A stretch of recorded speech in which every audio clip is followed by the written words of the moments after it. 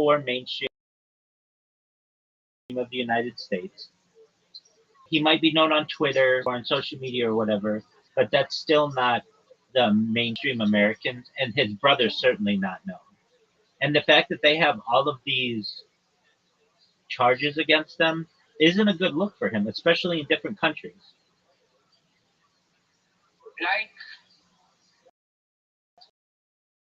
that's true. That's I know. Like if he going to be transferred in England to England, it's for him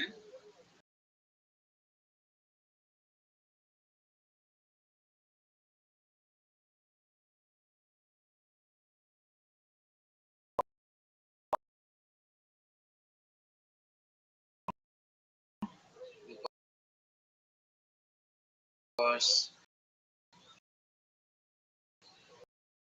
if we're gonna spend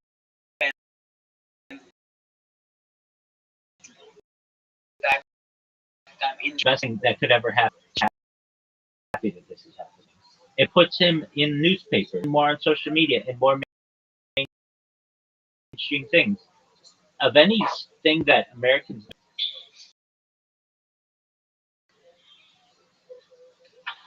and in army.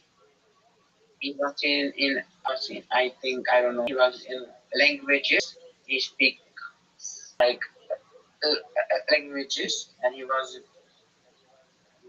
a grandmaster, and they have a sister too. Okay, so if you look at what he's known for, he's known for kickboxing. Nobody knows him. Nope. There's not. If you ask 100 Americans name a kickboxer, 99 of them can't name a single one ever of any kickboxer ever. He's known for his webcam business, which was a creepy thing, and then he's known for his criminal charges. Yeah.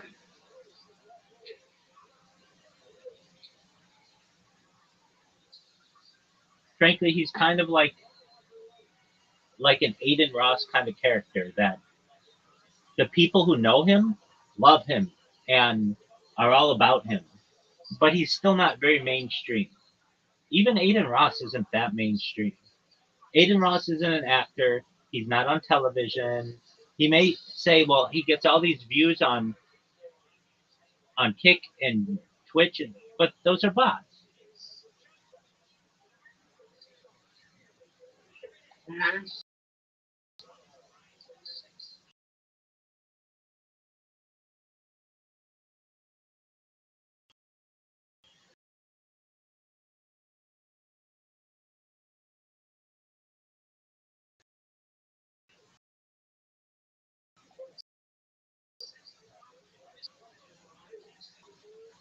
So television. That's what. If I were Aiden Ross, I would say to him, you should go to Netflix or you should go to Amazon, and you should have your own show on there. Just pitch them something, just to become more mainstream. They was in in in Morgan show. Piers Morgan. Okay, hold This on, is hold big. on, hold on. Pierce Morgan isn't from the United States. He had a niche show Yes. on CNN, and I'm talking about like to get people in the center of America to know who you are. You have to do more than just be on some kind of like CNN show. Mhm. And it's like, why should we even care about him? Where did he go to college? Like, does he have a degree? I don't know. I have no idea. Exactly. But what I'm saying is, usually for people to take you seriously, you have to be educated. Now, I'm not saying you I have don't to have be. college. I'm not saying you have to be, but I don't think he went to college. I'm not saying you have to, but it's like he didn't come from academia. He just had a kickboxing career. He was a failed kickboxer, and then he got into this webcam business where he took advantage of all these girls, which isn't cool. So he's a scumbag for that, at least for that part of his life. And then He had all the sexual assault allegations in Europe, but even still, that's Europe. That's not the United States. If these charges happened in Florida, or they happened in California, or they happened in New York, or they happened in like where more Americans are, we care more. But as of right now, he's kind of like a British person, kind of he's American. He was born in America, but like um, he just hasn't done anything in America that you can say to your average American citizen, don't you remember him from this? They're gonna say no. But he have a connections with Trump family, right? Yeah, but so does everybody else. Mm-hmm.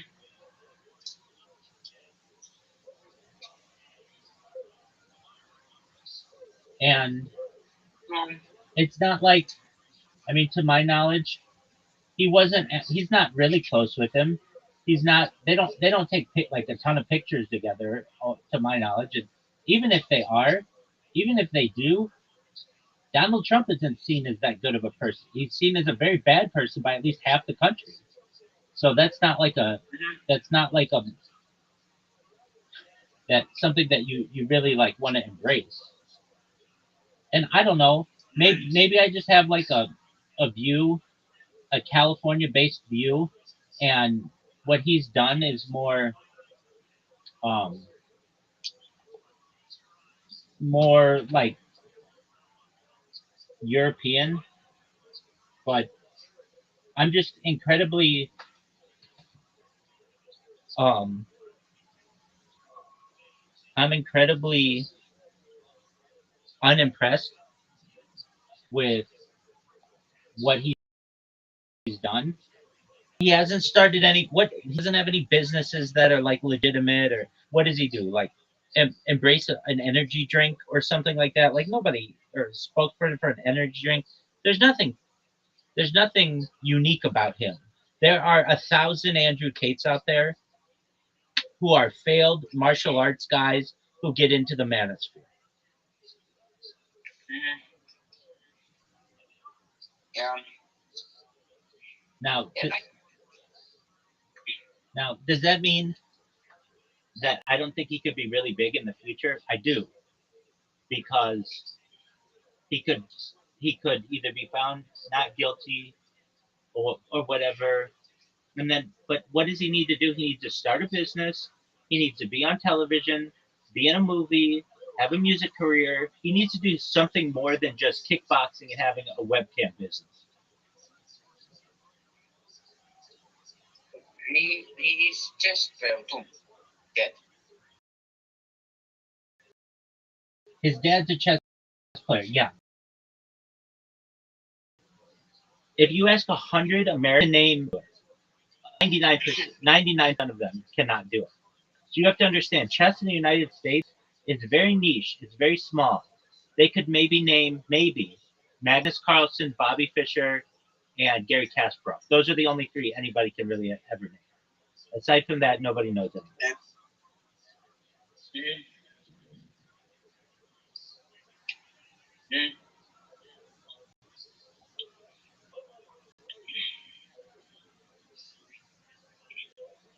I think, I think, and I hope I this is right.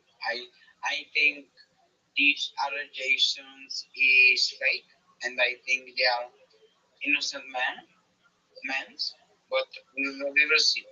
We will see exactly. And do you know why you know more about them than perhaps most people? Because I problem. You follow them, you're their key demographic, but also they got in trouble in Romania, right? Yes. And guess what? Romania is a lot closer to where you are than where it is to where I am. Meaning, it's like maybe within 1,000 miles of where you are. So it's like, in the news and stuff. In the United States, Mhm. it was like It's small. It's very small. He's not a big. He's not a big. He's absolutely not a big celebrity.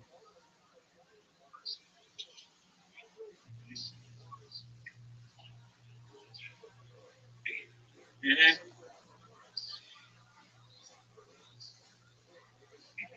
What do you think about World Cup final? What do I think about the World Cup final? Um,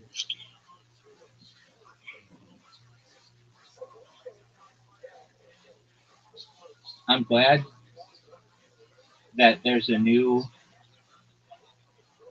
World Cup team that's the champions. I think it's good to have different people, different champions, if that makes sense. I think that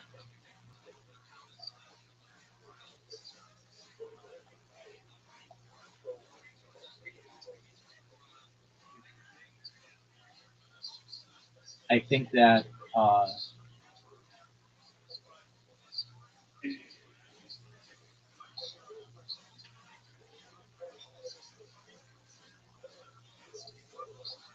I mean, like most Americans, we don't care about soccer, so we will not pay any more attention to it until 4 years from now.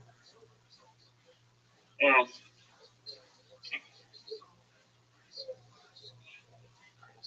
I hate to say it, but like we just don't care about it. It's like the fifth biggest sport in the United States. no. We might There might be a little bit of care, very little, when the World Cup comes to Los Angeles in 2 years, or not the World Cup, but the Olympics.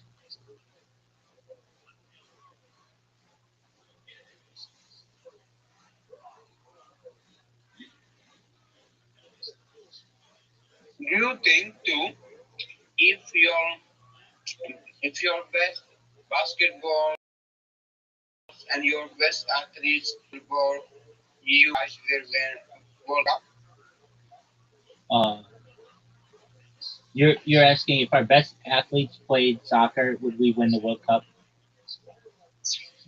Yeah, we'd win it every single year, and here's why: we have the most amount of money for training of any country, and a large population, and we have really big people. So you could have like 7 foot tall soccer players if you wanted.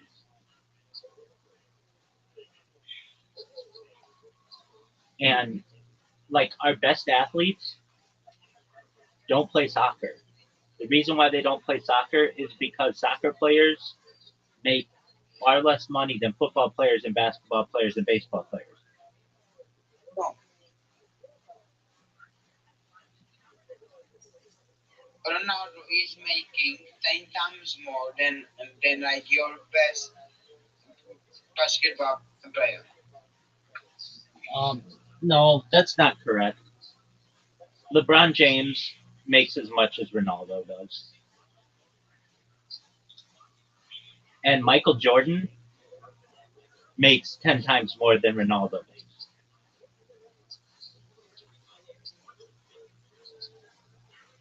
But but why you guys calling yourself when you play NFL and these games world champions when it's only play in the America? Well, in terms of baseball, there is a team from Canada, and the idea is we bring all the best players in the world to our country to be able to play. So all our sports generally have like people from a lot of different countries. And so we basically say that if you're going to play here, we take the best of the world, but it's just an easier thing for branding, like the World Series. So like take the World Series, the best Japanese player in the world, Shohei Otani. He plays in the United States. He plays for the Dodgers.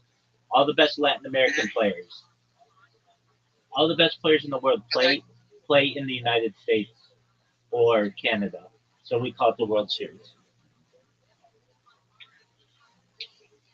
But for me, if you say world champion, for me, like you beat Argentina, you beat Brazil, you beat country. That's why like world champions means. I know you say that, but Argentina doesn't have a good enough. They're not good enough at the sport to be able to put a team together to be able to compete with the best players from the United States. Yeah, that's true. But I think you cannot say you are world champion when you play in your country and not play with against other countries. Okay, but here's the thing: they play in our league. All the best players from Europe, all the best players from Europe come to the United States and play in the NBA, right? Yeah. Is there a single really good, like overly good European player who refuses to play in the United States? No, they all do.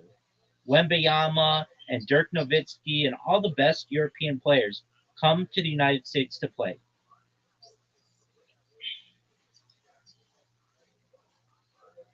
It would be Right? it would be Okay. it would be different if the United States said you have to be American to play in our league and we're going to call ourselves the world champions. That would be different. But it's not that way. We invite people from all over the world, the whole world, to come and play. And if you win, then you've beaten the best of the world. Mhm. Okay.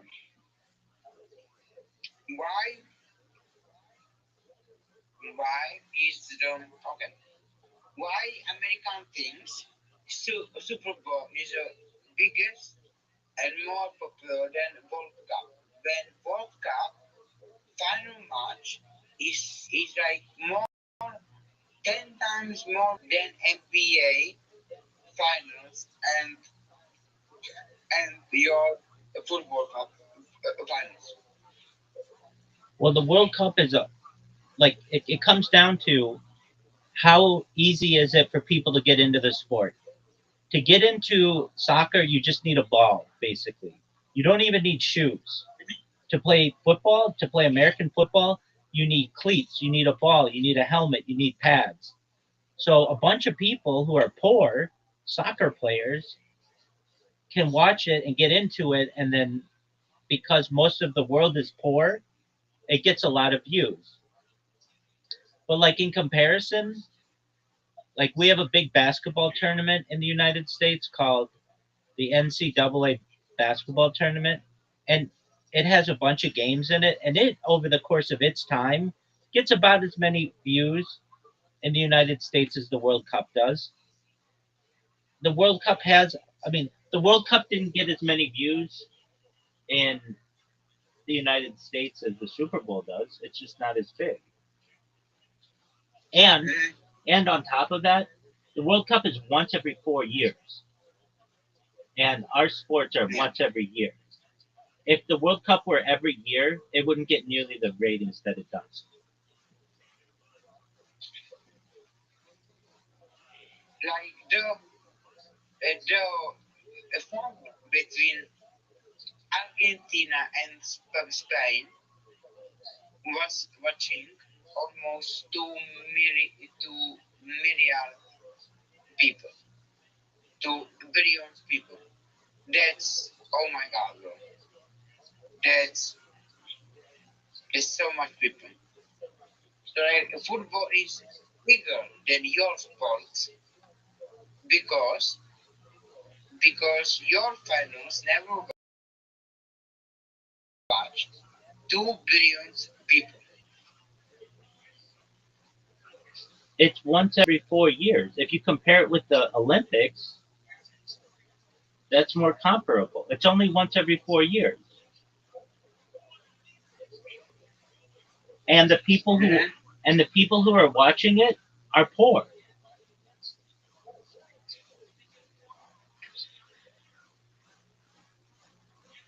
They're from like Latin Mhm. American countries, and they're from Africa, and they're from like poor European countries. I'm not saying everybody, but it's not like 2 billion people watched it and they're all extremely wealthy, and we're missing out on this huge amount of money that we could be making. It's not that way at all. It's it's a huge group of people, and I don't want to put them down because of what their net worths are. But it's like in terms of money, if you compare the Premier League, you know what Premier League is, right? Do you know what the Premier League Yeah. is in soccer? Okay, Yes. you compare the Premier League, and those are the best players in the world, and they play a championship once a year or whatever, versus the NFL. The NFL is worth more than the Premier League. That's more comparable.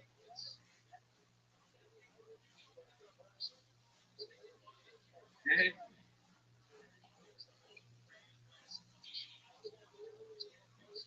I will tell you this though: one day the United States, maybe over the course of the next century or so, will win a World Cup. It'll take time, but soccer's growing, and when it happens, it'll be the biggest sport event in the history of the So United like, States. so you are telling me it doesn't matter when World Cup final is was watching almost 2 billion people and Super Bowl only 100 150 millions fans all over. Well, the Super Bowl is every year, and Mhm. the World Cup is once per year or once per 4 years. So it's not fair. Mhm. You're comparing an event that happens annually with one that happens every 4 years. It's rarer. True. If the World Cup happened every year, you wouldn't get 2 billion people watching.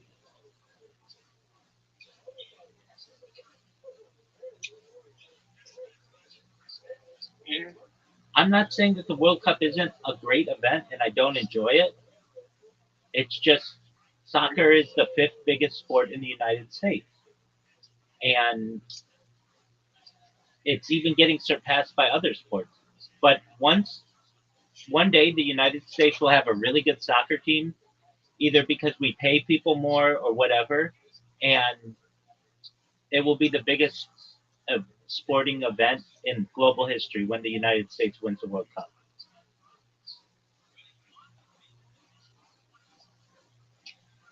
Mhm.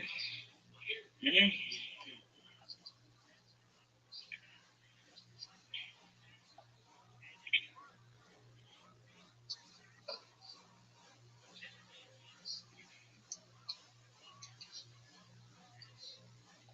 Did you hear what I said? Yeah. All right. So, um, the United States hasn't ever even been close to winning a World Cup. So it doesn't get people don't get that excited for it. But one day it will, and then it'll become much bigger.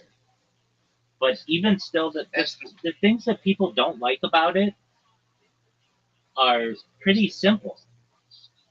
It's too low scoring. It's so boring to watch a 0-1 match. It's too boring. The flopping, guys just falling down for no reason, is ridiculous. There are too many stoppages.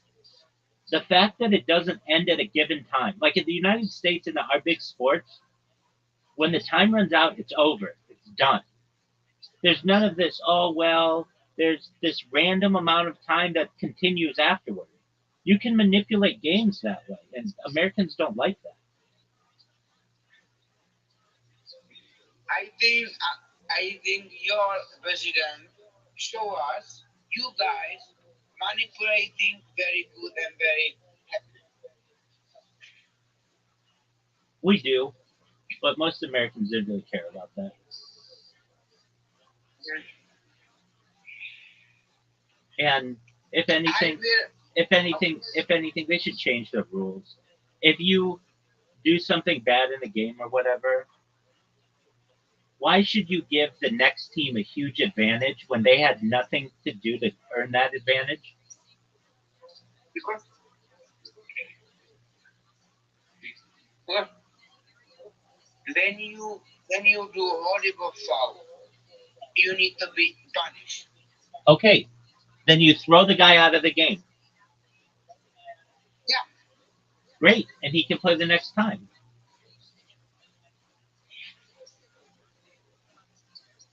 I think I think in this we are gonna disagree for forever in this because we are in the other side of barricades, and that's good.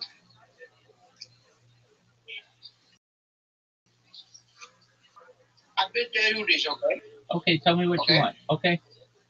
Cristiano Ronaldo every make 300 million USD in the year. LeBron James only make 138 million of USD. So Ronaldo is more paid. Look at Michael Jordan's net worth. Okay.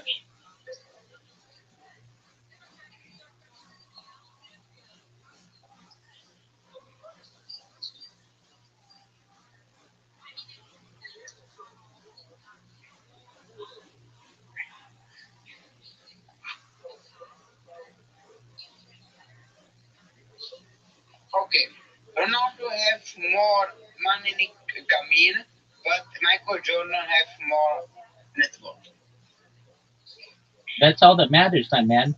Ronaldo stops making money when he retires. I mean, he'll do other stuff, but he won't get those big contracts. True.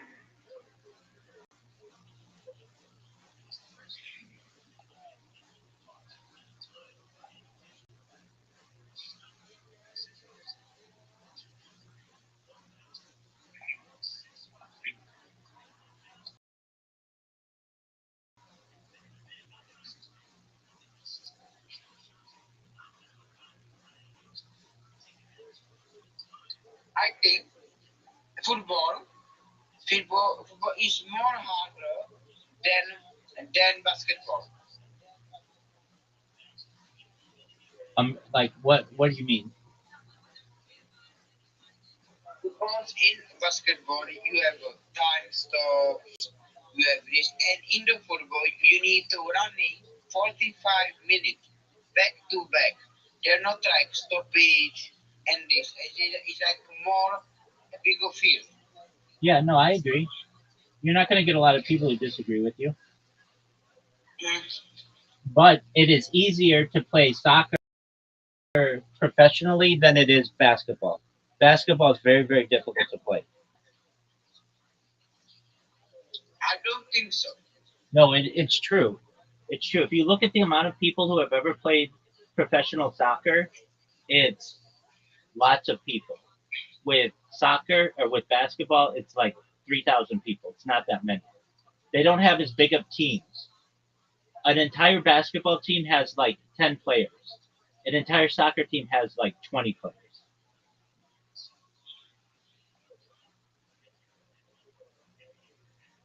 But I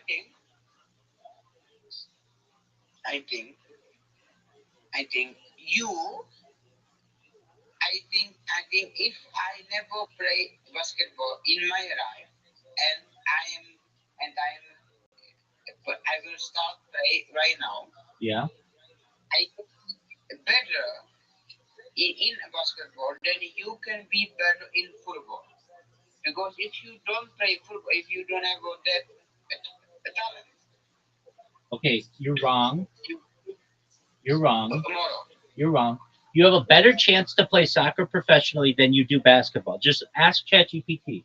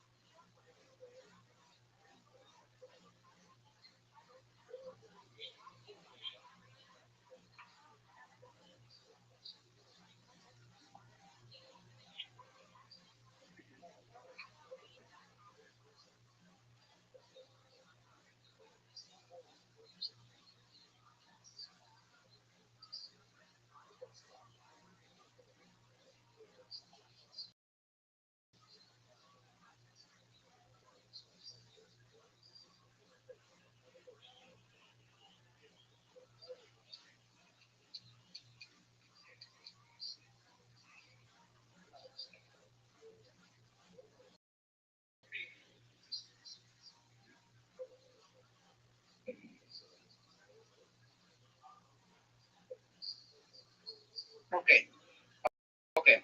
Football has great global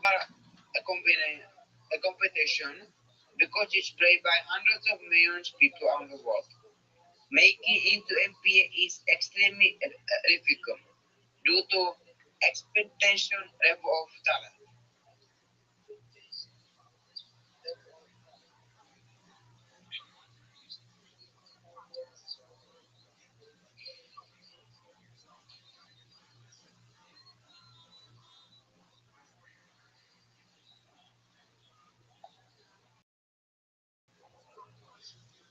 Just look up how many people have ever played professional soccer and compare that to how many people have ever played professional basketball.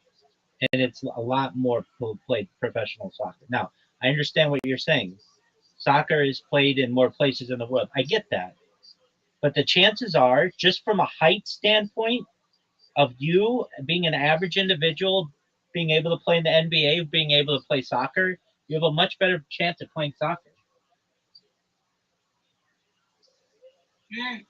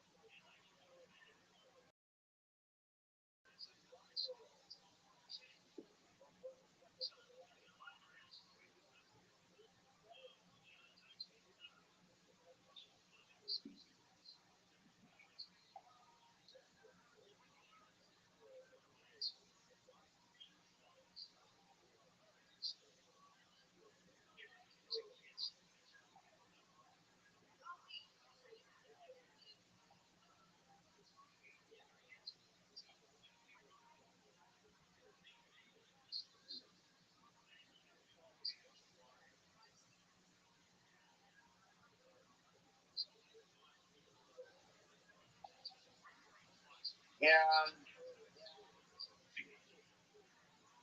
What? Yeah. you've been in this. Is like so much in NBA than to professional soccer.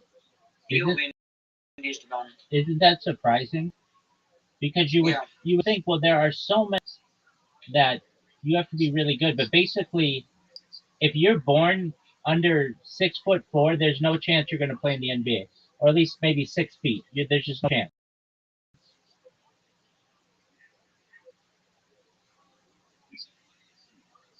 true.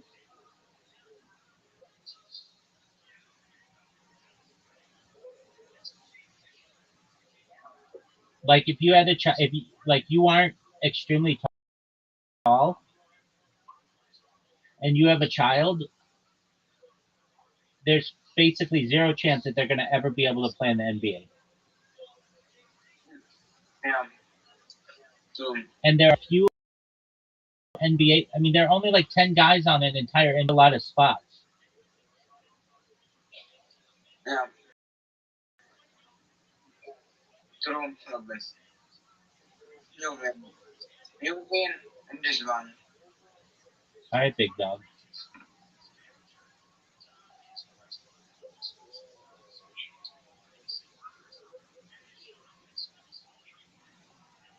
but like I in this like sport is the more than basketball. I'm, I don't disagree with you on that.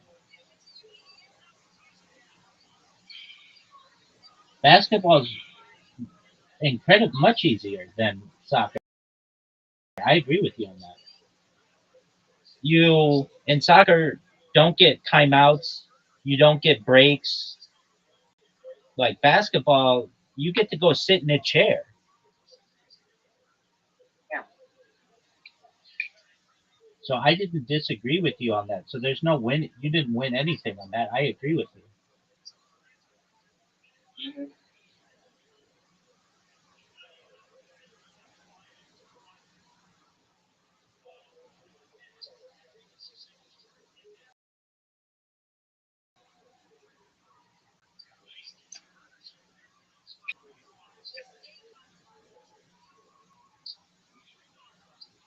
But soccer,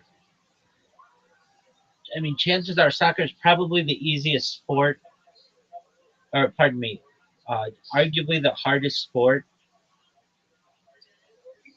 of your major sports because there's so much running and no breaks. But you have a longer career in soccer than you do in many positions in like American football. American football, and the argument is you have long-term damage much longer than in soccer than you in American football with like concussions and stuff.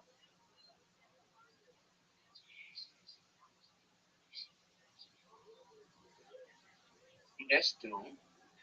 But like, but I still think the football, our football is harder than American football because American football you need to be just big and strong. But in the football, you need to have you need the techniques, you need good dribblers, passes, stamina, speed, and this. You need all of those in American football as well. Here's the thing. I mean, if you want to look at it like that, look at the average career of a professional soccer player versus the average career of a professional American football player. Mm,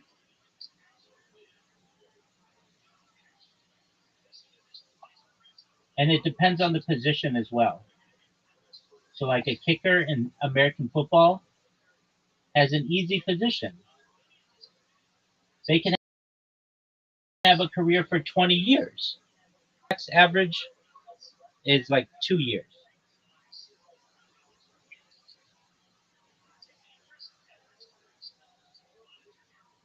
and also, football is more famous than basketball and your American footballs combined. Yeah, because you just need a ball to play it. So it can be played in places with huge amounts of population really easily.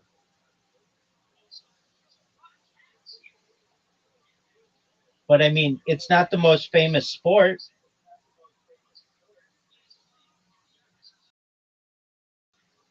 It, football is the most famous sport in the world. It's not running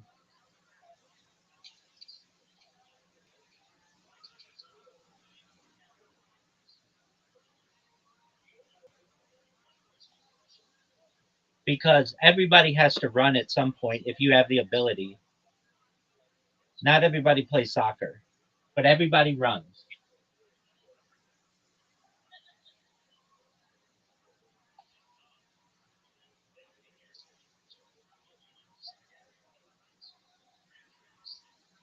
Do you agree? Football is generally considered the most popular sport in the world. But you're not including running. Ask it. Do more people play soccer? Do more people casually run in the world?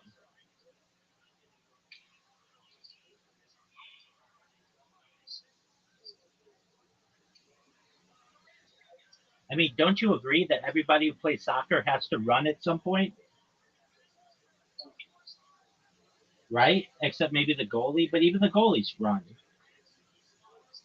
Yeah, So, like, and then you could make the argument, okay, well, what about walking?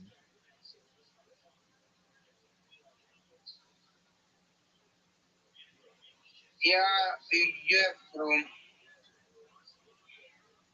Jogging is more people have Exactly. to. Exactly. But in terms of like organized group activities, soccer's the biggest one. I don't disagree with you on that. And it's the most viewed, but it is not the most Yeah. valuable, which is interesting. It is not the most valuable. What do you mean? American football is the most valuable sport.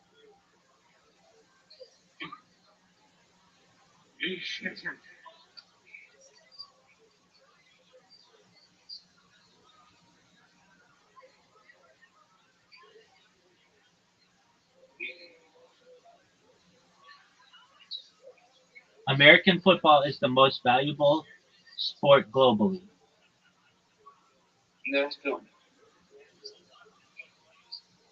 But if you mean the most valuable sports globally in terms of popularity, fan base, and worldwide impact, then football is number one. And okay, um, so the NFL is worth more than the Premier League. If you combine everybody in soccer, maybe it has more. Um, But again, fan base, popularity, and worldwide impact, then football is number one. um,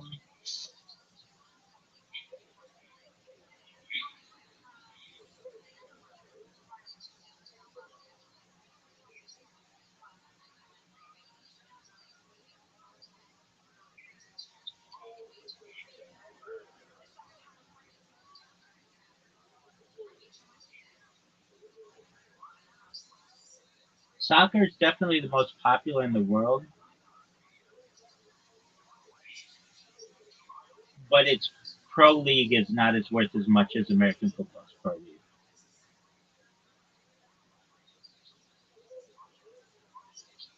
Yeah,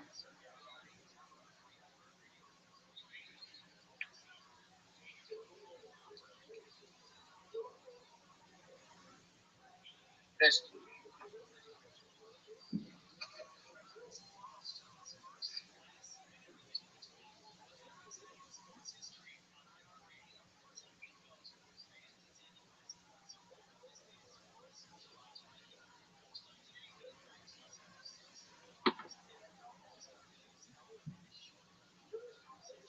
NFL is the richest individual sports league by annual revenue. That's correct. Football is unmatched in global popularity and worldwide economic impact. I mean, if you want to get into worldwide economic impact, okay. I mean, the, the uh, let's, let's look it up. When you combine the NFL, college football, high school football, youth football, including flag football and everything, versus soccer globally, which one is worth more money?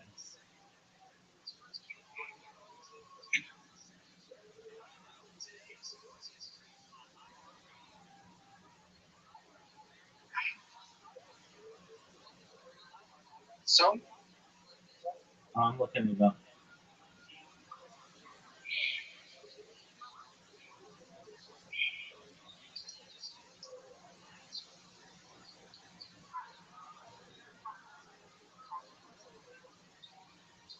It seems as if globally soccer would be just because it has so many people who are playing it.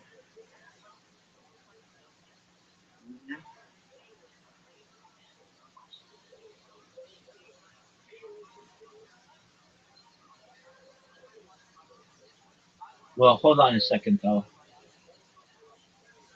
While this is different, let me include. I still think soccer is going to be bigger, but include rugby and Australian rules football and any other kind of football derivation and video games and everything.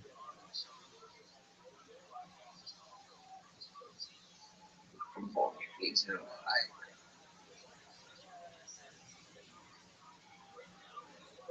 Yeah, it's still soccer because like 5 billion people are its fan base.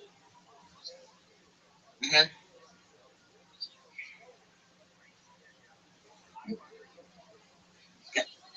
So I am winning this one, and with this I am going to sleep. That I'm dead tired, so I'm going to talk to you tomorrow. Okay? Excellent, Big Dog. I'm glad that you have somewhere to stay and that you're safe. That's all I care about.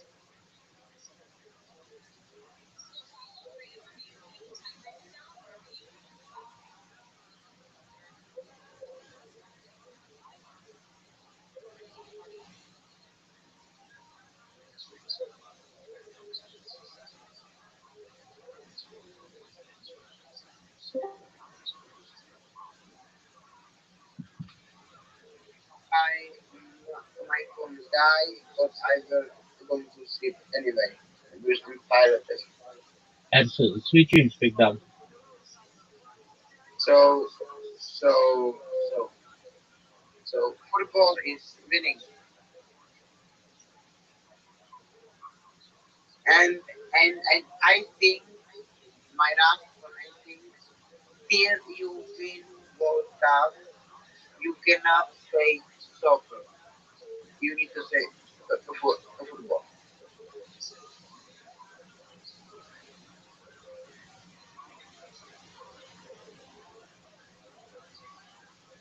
I'm gonna call it what I I call it. think this. I'm gonna call it what I call it. Oh, okay. It's Okay, called but the it's called the National Football League, and the National Football League is worth more than any other professional league, and that's what's gonna win out. So you should start calling it European soccer.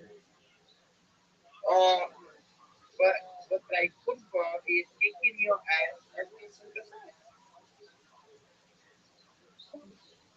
in your like in like about games. Belgium beat you for one. We don't care about that.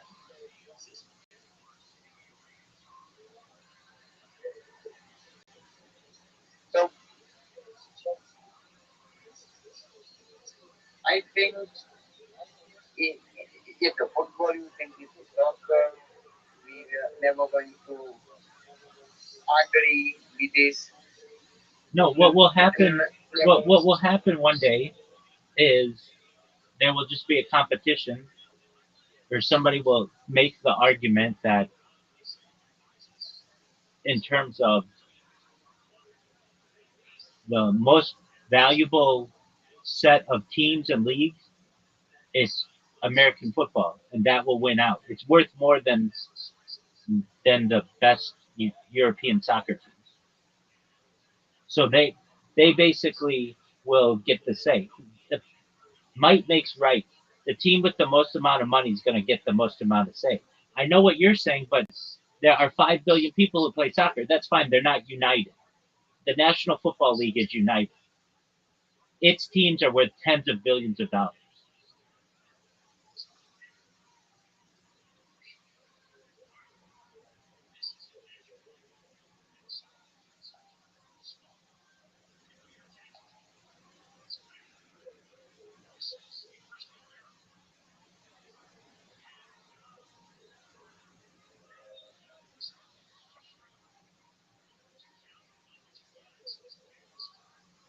Okay, okay, but I need to go today sleep, so I will call you tomorrow. Okay? Sounds like a plan. I'm glad you're okay. Yeah. Talk to you soon. Take Bye. care, big dog.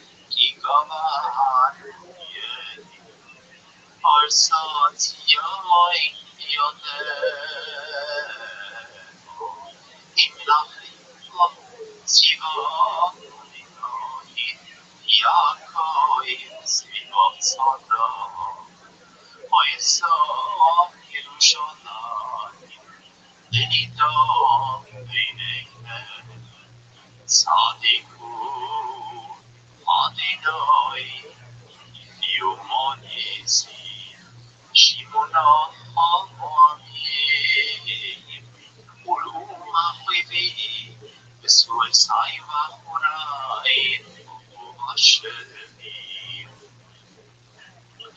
Garazi Amyavai Vivani Muni Kayana Yuskenai Moye Kababu Giving Shua Yachelabui Yashivo Nesnasho The May Amino Kitsani May I on Monu Epaki Bibi Kibi Himaroi Moholisi Michuchi Klacheren Ayis Mamomus Shamu Ki Denahani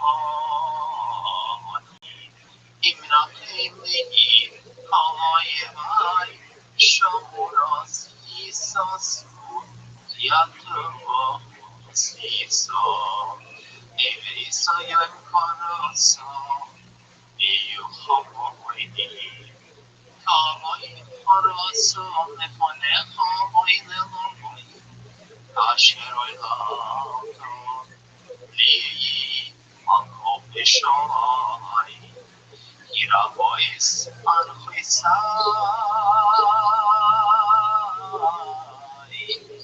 Libi Naboi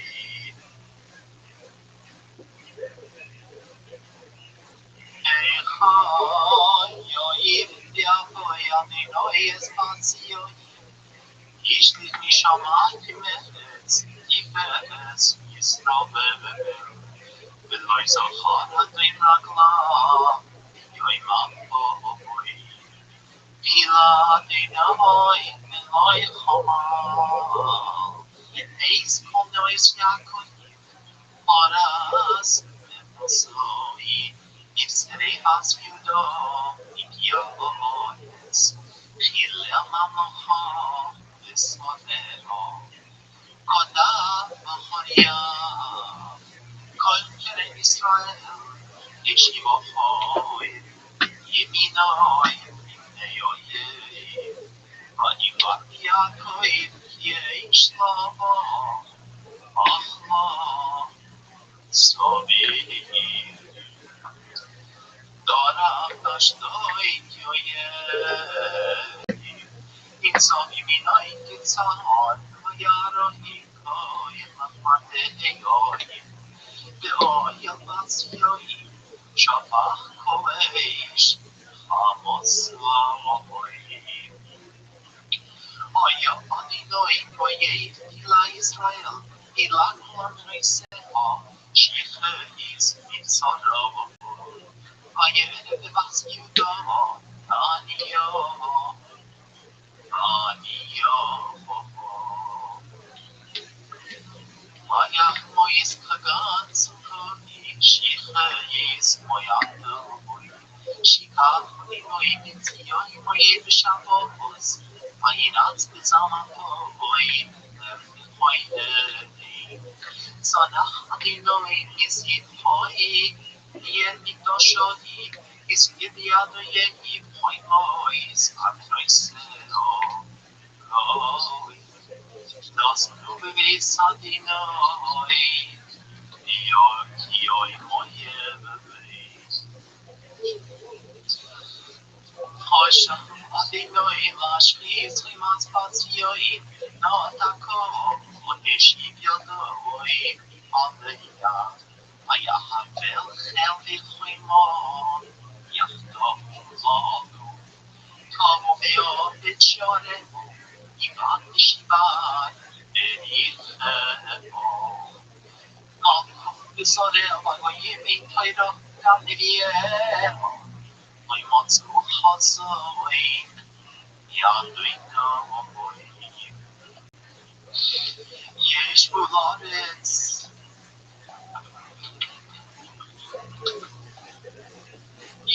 Using Nevatsioi Hello Fonorisho Hagru Sakim, Heidi Dulanet Rishon, Nisula Boys, Yerushalayim, Kalu, Admois Inai Chumon, Meru Meyani, Nishmachon, Etz Kivedi, Al Shevet Basamim, Beati Oilel Yoinei, Barfoi Bois, Kirio, Nimoy Sam Yairu, Ayei, Dokon, Boye Pega Boyoyin, Isat Fom, Kehalol, Refoi Boisi, Ishtam Pei Chashon, Alchei, Nimoy Sam.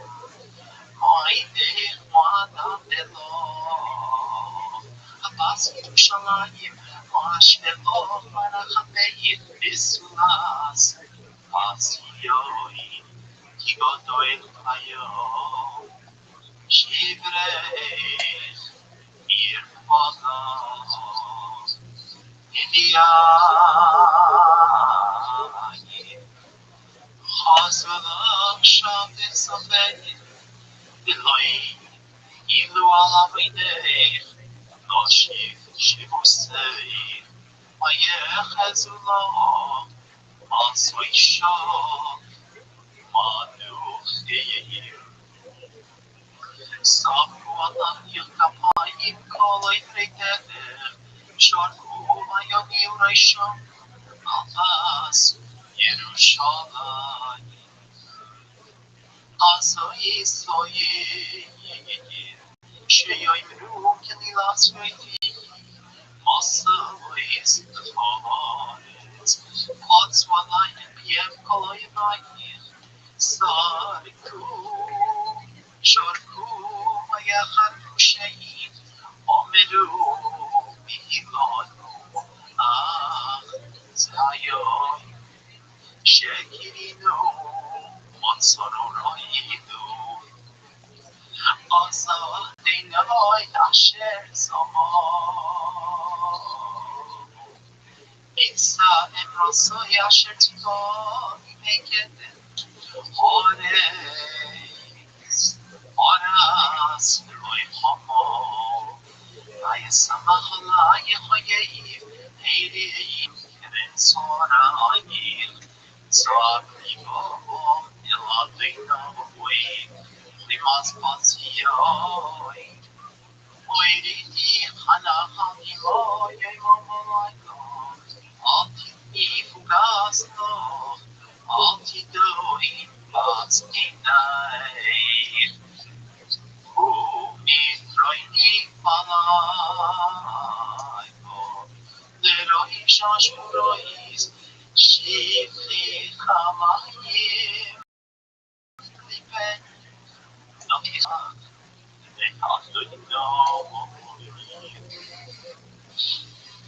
Seni Elok Kapai Anevesh Uyanai Fatu Findira Deroish Kofusois Leviatino Lehabito Lemi Elokakoi Intekhamon Ashimilion Yunai Fuchin Ime Odei Emikdash Adinoi Within Navi Shotru Lord its food size Nah is okay This life Sanyava Hurai Rabdu Bechonem Arabto Yoima Pechon Mavachto Loi Chomoto Tikra Chion Moye Nigurai Isaviv Loi Moyo Yoim Af Adinoi Amin Visani Asheni Pachti Medi Pisi Oy Vichira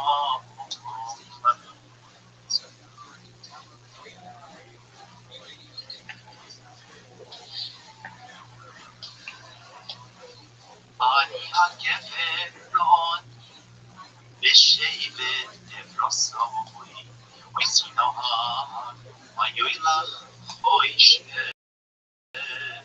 Deloy, Ah, Yoshu, Yahweh Yadoi, Ohayoi, Ilon Soni Voidi, Shiba, Natsmoisoi, Monolai, Mayaka, Luish Salo, Rahashaki, Moishivei, Kimese, Oilo, Godar, Pati, Moisei, Hashti, Ya, Kiesa, Mashadeya, Sosa, Yosi, Godar, Derohai, Bigosis, Sivoisai, Ivo, Doi, Lady Huli, Ari, Stoni, Derohai, Swede, Maifashi, Samani, Shoimei, Tarakashtui, Vayatsivei,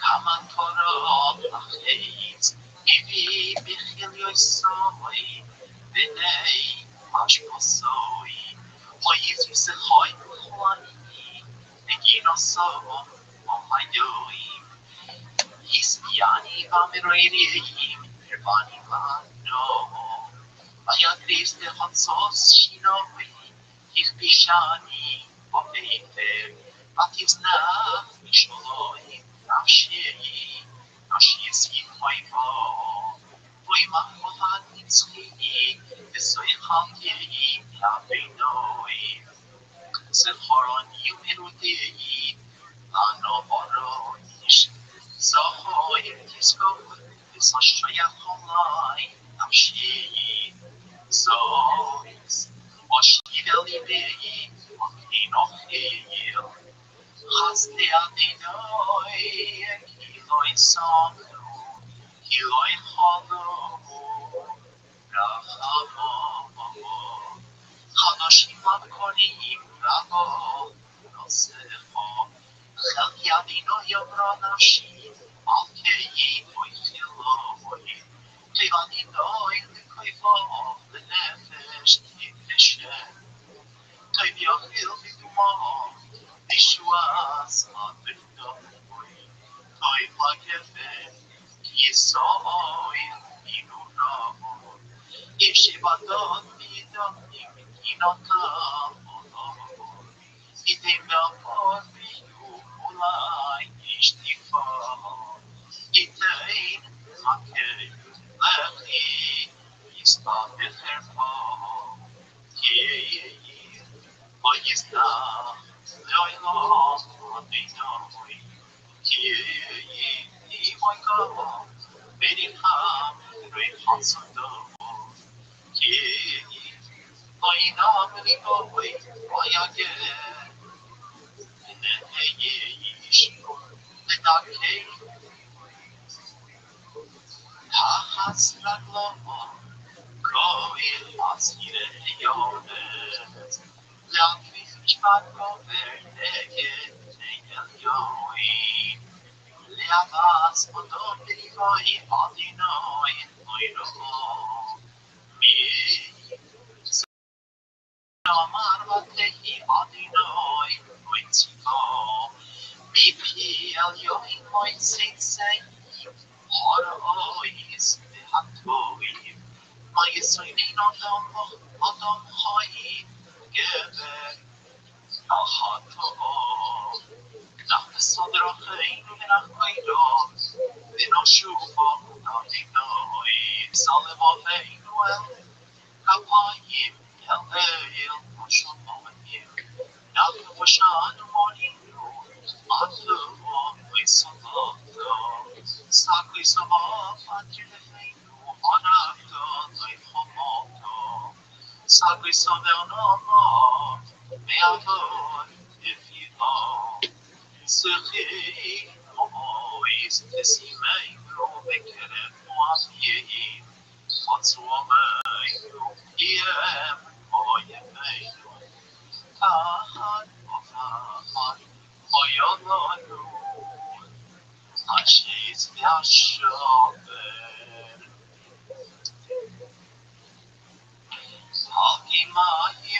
Mirat Eini al Shem Bas Ami Eini Nikro Velois Men Ein Paktois Atyashkif Viein Adonai Nishamayim Any oil on the nafshi because it knows ini. So it's so good, God's good, we might know. So Masuva boy, higher way, via do, ever never. So my Marishi, Omarti, Exarti. Karosi Shimhadina, mi boy, Tafiois. Koyle şahamanda Atalay Mustafa Rahtasi Şamasi Karato Biyoy Ekro Eko Omato Altiro Rato Adino Iribe Nafshivato Hayoy Rabbi Sadinoi Avasasi Shafto Ishpati Raisa Monikusa Komach Shvaisa Omdi Shamata Hermasa Madinoi Komach Shvaisa Omaloi Steve say Kamai Begoino Olai Okim Shifta Mikimasa Mabito Anye Aninosa Toshir Lohem Dimon Adinoi Kimaseyedeyem Titelohem Nikinasleim Havaschotem Tirtoi Beavis Ashmiteim Mitachash Me'adinoi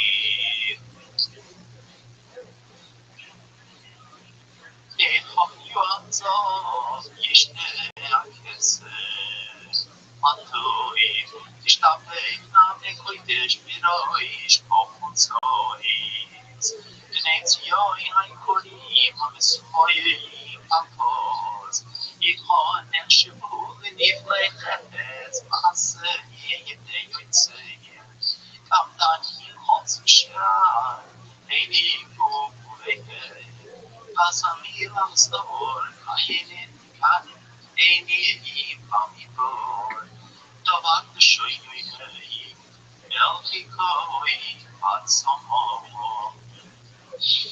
Ayla Lim Shakulem Oireis Temohem Oim Madoni Nashamu Afuzois Munim Omlei Soilo Tibeku Ashpatois Haigala Moivasoni Nehakas Doi Apo Moiraka Eloi Holuva Yadayim Zaknis Vide Mishelek Sahu Neholo Ogu Etsen Nikninim Sapir Rasom Hoshak Nishhoy Karo Oiniru Afunzois Safat Meirom Al-Atzom Yoveish Yohoheis Toivi Mayu Halvei Chedef Mihalvei Lo Shehem Yazbu Tukali Mitnoi Sodai Yedei Noshim Rachmoniois Dishtuk Yaldeyeh Oyu Levaro Islam Moy Bishebe Azmoni Kilach Dinoyes Hamasai Shafa Hanoina Toy Vayat says Eish Bizia Fatoi Ha Suidui Seno Layami Mahayat Koya Yuish Mesa Nibel Kyo Satu Noye Bishade Yerushalayim Michalo Yisniye Avino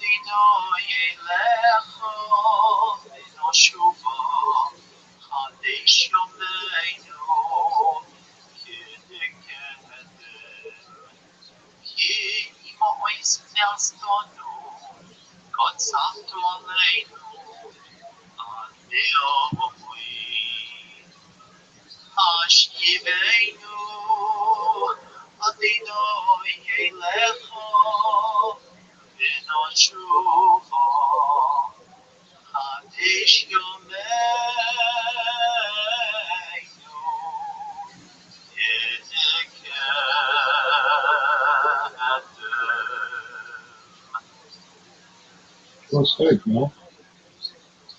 Could have done it faster, dog.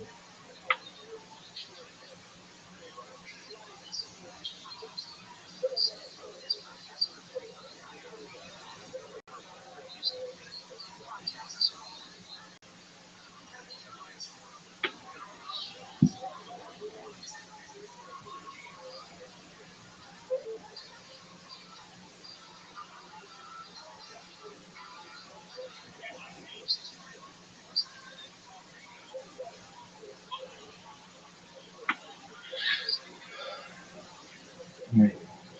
One of the most relevant everything.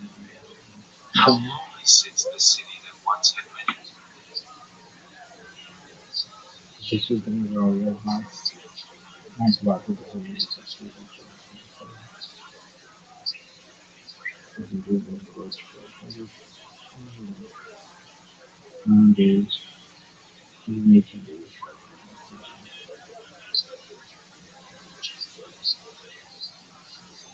37, 60, no pushing it, no doing it. Probably about 36, 30, no 36, 34, 36, 325, 22, 36, 66, 395, 97, 20, 23,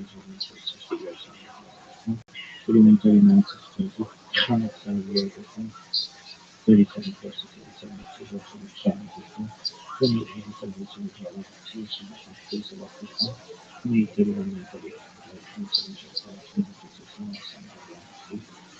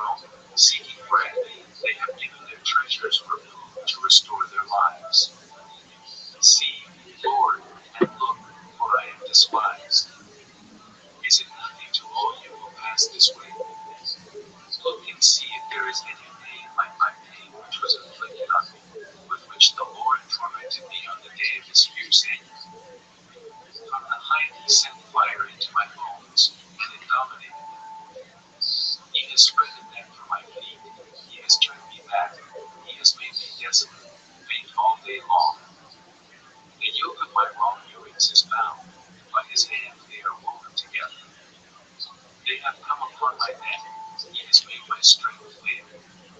The Lord has handed me over to those against whom I am not able to stand. The Lord has thrown away all my strong men in my midst. He has called an appointed time against me to crush my young men. The Lord has trodden as in a winepress the virgin daughter of Judah. For these things I weep, my eyes run down with water, because far from me is a comforter, one to restore my soul. My children are desolate because the enemy has prevailed.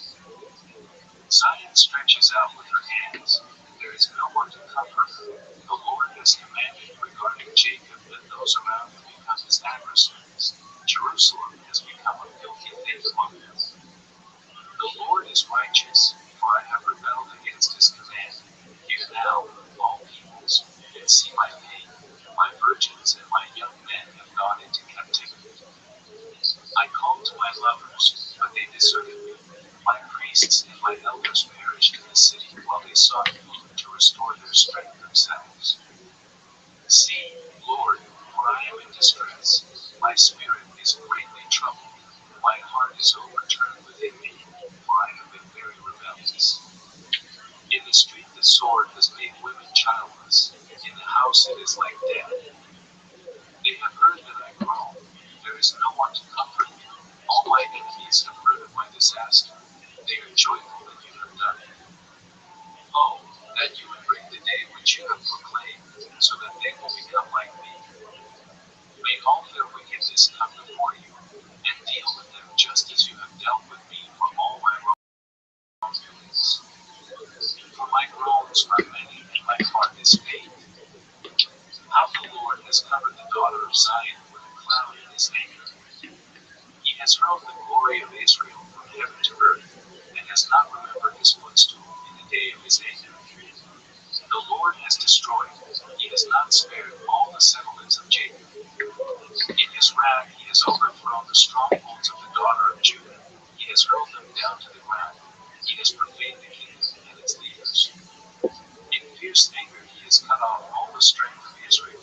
He has pulled back his right hand from the enemy. In Jacob like flaming fire consuming on all sides. He has bent his bow like an enemy. His right hand is positioned like an adversary, and he has killed everything that was pleasant to the eye. In the tent of the daughter of Zion he has poured out his wrath like fire. The Lord has become like an enemy. He has engulfed Israel. He has engulfed all its palaces. He has destroyed its strongholds and caused great mourning and grieving in the daughter of Judah. And he has treated his tabernacle violently, like a despised garden. He has destroyed his appointed meeting place. The Lord has caused the appointed feast and Sabbath in Zion to be forgotten, and he has despised king and priest in the indignation of his anger. The Lord has rejected his altar. He has repudiated his sanctuary. He has handed over the walls of her palaces to the enemy. They have made a noise in the house of the Lord, as on the day of an appointed feast. The Lord determined to destroy the wall of the daughter of Zion. He has stretched out a line. He has not restrained his hand from destroying, and he has caused rampart and wall to mourn. They have languished together. Her gates have sunk into the ground. He has destroyed and broken her bars. Her king and her leaders are among the nations. The law is gone. Her prophets, too, find no vision from the Lord. The elders of the daughter of Zion sit on the ground and are silent. They have thrown dust on their heads. They have put on sackcloth. The virgins of Jerusalem have bowed their head. My eyes fail because of tears. My spirit is greatly troubled. My heart is poured out on the earth because of the destruction of the daughter of my people, when little ones and infants languish in the streets of the city. They say to their mothers, where is grain and wine? As they faint like a wounded person in the streets of the city, as their lives are poured out in their mother's arms. How shall I admonish you? What shall I compare to you, daughter of Jerusalem? What shall I liken to you as I comfort you, virgin daughter of Zion? For your collapse is as vast as the sea. Who can heal you?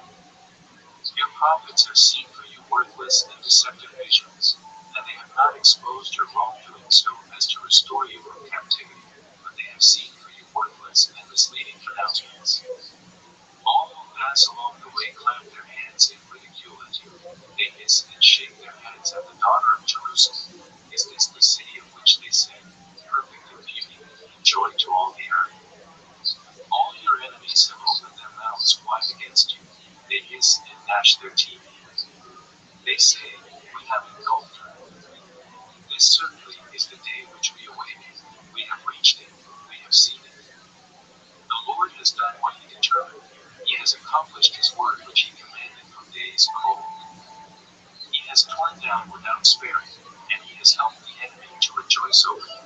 He has exalted the might of your adversaries. Their heart cried out to the Lord. You wall of the daughter of Zion, let your tears stream down like a river day and night. Give yourself no relief. Let your eyes have no rest. Arise, waver in the night at the beginning of the night watches. Pour out your heart like water before the presence of the Lord. Raise your hands to him for the life of your little ones who languish because of hunger at the end of every street. See, Lord, and look. With whom have you dealt this way? Should women really eat their children, the little ones who were born healthy? Should priest and prophet really be killed in the sanctuary of the Lord? On the ground in the streets lie young and old. My virgins and my young men have fallen by the sword. You have put them to death on the day of your anger. You have slaughtered without sparing. You called us on the day of an appointed feast by terrors on every side, and there was no one who survived or escaped on the day of the Lord's anger. As for those whom I brought forth healthy, whom I raised, my enemy annihilated. I am the man who has seen misery because of the rod of his wrath. He has driven me and made me walk in darkness and not in light. Indeed, he has turned his hand against me repeatedly all the day. He has consumed my skin, he has broken my bones. He has besieged and surrounded me with bitterness and hardship. He has made me live in dark places, like those who have long been dead. He has walled me in so that I cannot go out. He has made my chain heavy. Even when I cry out and call for help, he shuts out my prayer. He has blocked my ways with cut stone. He has twisted my paths. He is to me like a bear lying in wait, like a lion in secret places. He has made my ways deviant and torn me to pieces. He has made me desolate. He bent his bow and took aim at me as a target for the arrow. He made the arrows of his quiver enter my inward parts. I have become a laughing stock to all my people, their song of ridicule all the day. He has filled me with bitterness.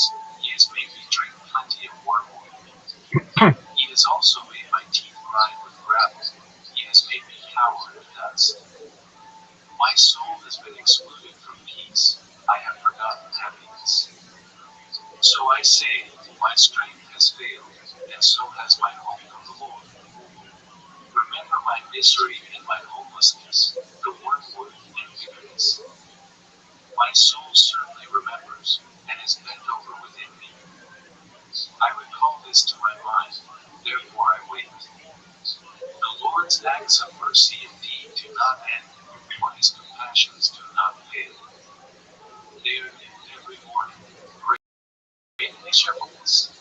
The Lord is my portion, says my soul, therefore I wait for him.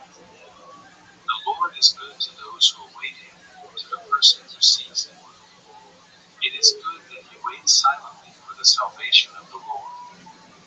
It is good for a man to bear the yoke in his youth. Let him sit alone and keep quiet, since he has laid it on him. Let him put his mouth in the dust, perhaps there is hope. Let him give his cheek to the one who is going to strike him. Let him be filled with shame. For the Lord will not reject forever. For if he causes grief, then he will have compassion in proportion to his abundant mercy. For he does not afflict willingly or grieve the sons of mankind. To crush under one's feet all the prisoners of the land. to deprive a man of justice in the presence of the Most High, to defraud someone in his lawsuit. Of these things the Lord does not approve. Who is there who speaks and it comes to pass, unless the Lord has commanded it? Is it not from the mouth of the Most High that both adversity and good proceed? Of what can any living mortal, or any man, complain in view of his sins? Let's examine and search out our ways, and let's return to the Lord. We raise our heart and hands toward God in heaven. We have done wrong and rebelled. You have not pardoned. You have covered yourself with anger and pursued us. You have slain and have not spared. You have veiled yourself with a cloud so that no prayer can pass through. You have made us mere refuse and rubbish in the midst of the peoples. All our enemies have opened their mouths against us. Panic and pitfall have come upon us, devastation and destruction. My eyes run down with streams of water because of the destruction of the daughter of my people. My eyes flow unceasingly, without stopping, until the Lord looks down and sees from heaven. My eyes bring pain to my soul and all the daughters of my city. My enemies without reason hunted me down like a bird. They have silenced me in the pit and have thrown stones on me. Waters flowed over my head. I said, I am cut off. I called on your name, Lord, out of the lowest pit.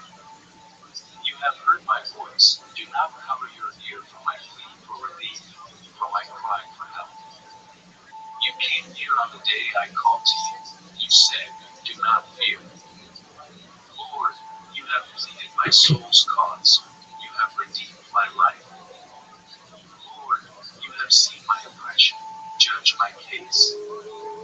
You have seen all their vengeance, all their schemes against me. You have heard their reproach, Lord, all their schemes against me. The lips of my assailants and their talk are against me all day long. Look at their sitting and their rising. I am their motley song. You will repay them, Lord, in accordance with the work of their hands. You will give them shamelessness of heart. Your curse will be on them. You will pursue them in anger and eliminate them from under the heavens of the Lord. How dark the gold has become, how the pure gold has changed. The sacred stones are spilled out in the corner of every street. The precious sons of Zion, weighed against pure gold, how they are regarded as earthenware jars, the work of a potter's hands. Even jackals offer the breast, they nurse their young, but the daughter of my people has proved herself like ostriches in the wilderness. The tongue of the infant clings to the roof of its mouth because of thirst. The children ask for bread, but no one breaks it for them. Those who used to eat delicacies are made to tremble in the streets. Those who were raised in crimson clothing embrace garbage heaps. For the wrongdoing of the daughter of my people is greater than the sin of Sodom, which was overthrown as in a moment, and no hands were turned toward her. 7 her consecrated ones were purer than snow. They shined more than milk. They were more ruddy in body than pearls of coral. Their form was like lapis lazuli.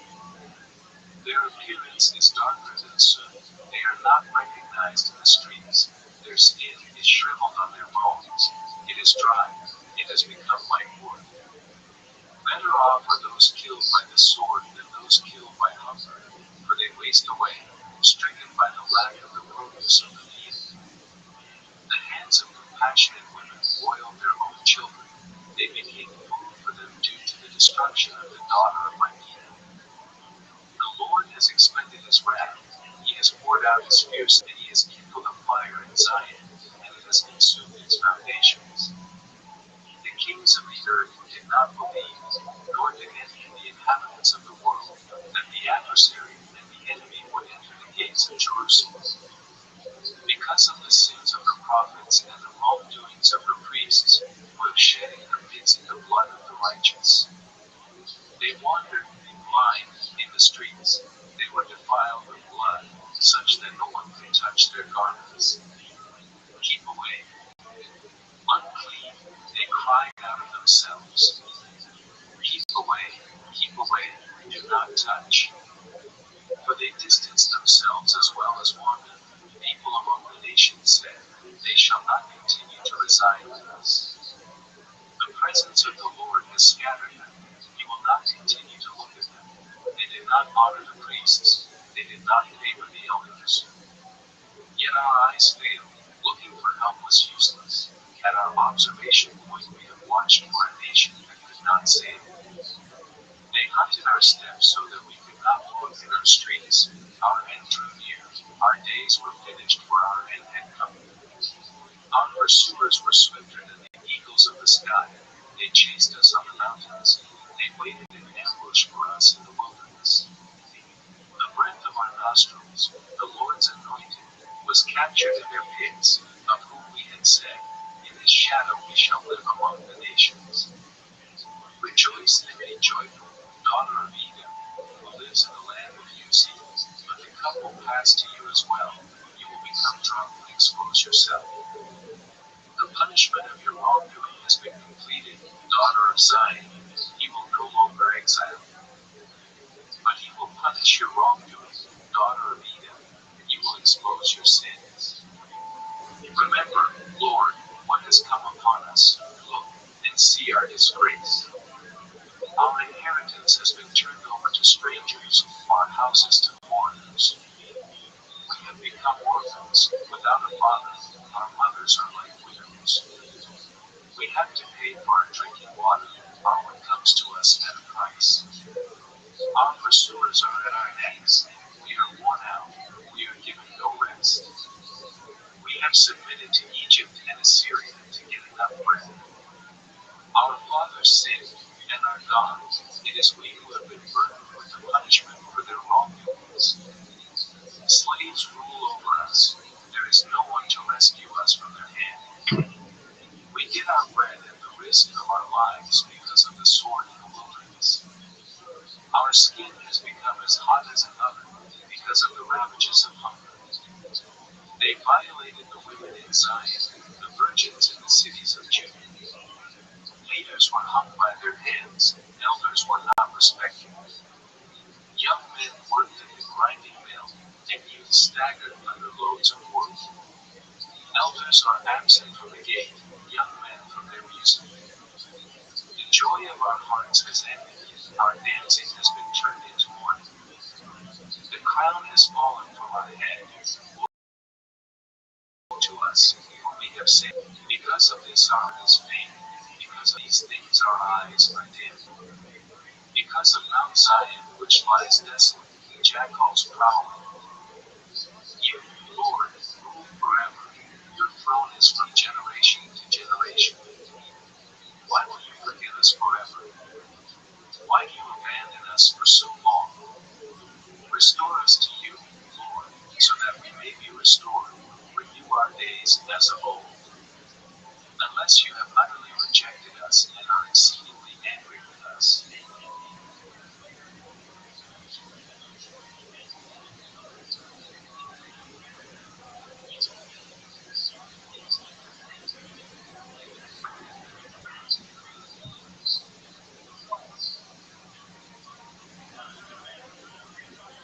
That was cool.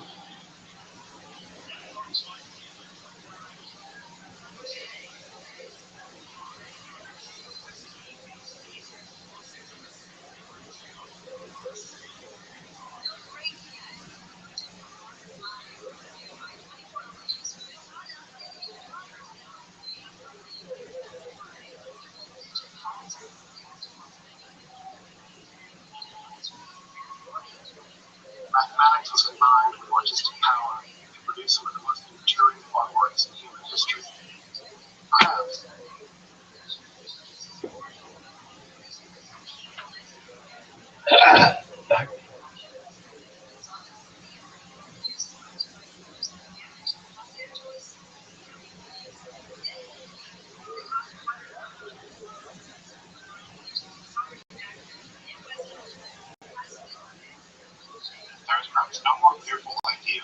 history of magic and religion and possession. The very notion that our bodies can be inhabited by supernatural evil, which twists our very being into a very caricature of itself, is positively dread-inducing.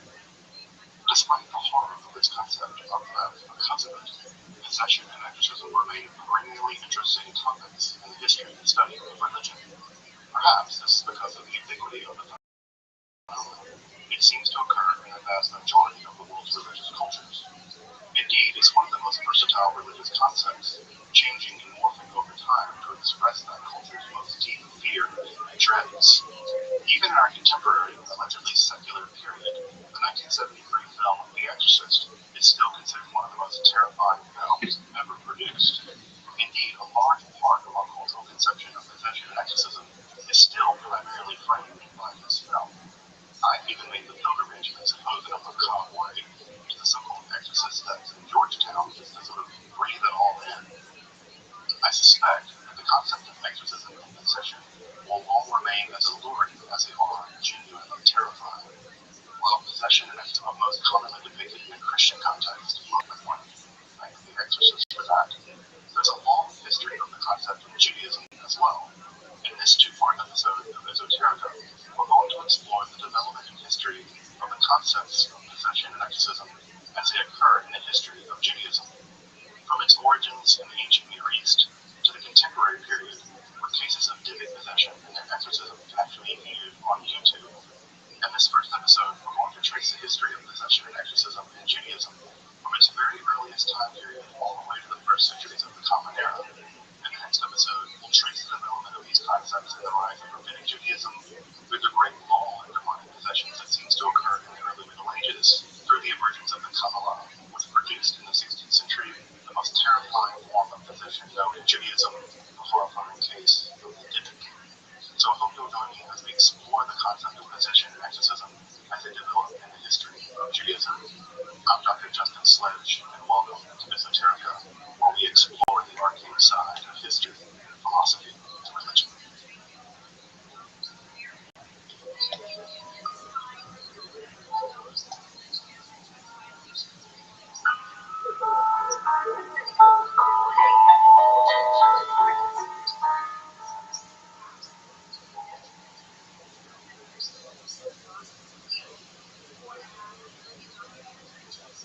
Despite its foundational character, it's somewhat curious to note that the concept of possession and exorcism is basically absent in the Hebrew Bible.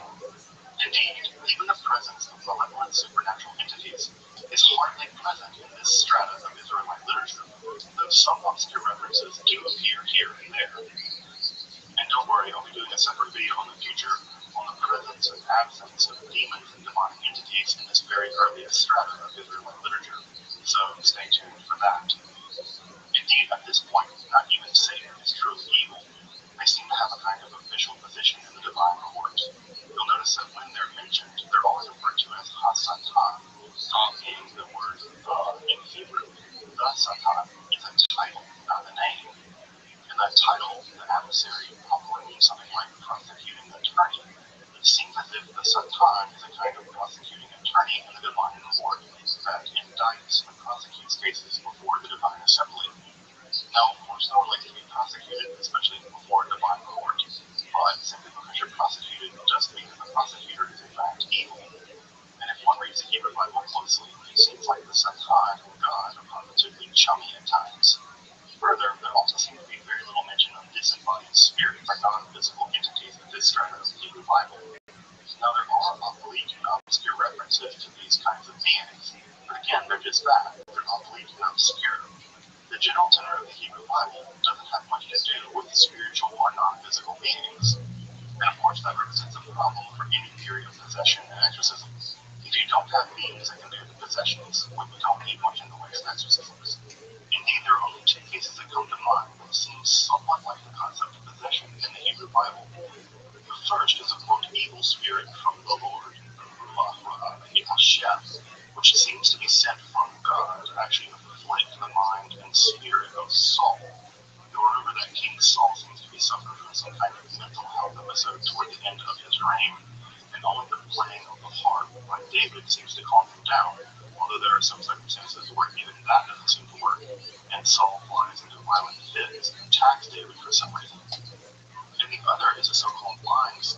the spirit of deception, Ruach Sheker, which seems to volunteer before the divine council to be sent into the mouths of the various prophets in order to send King Ahab to his doom.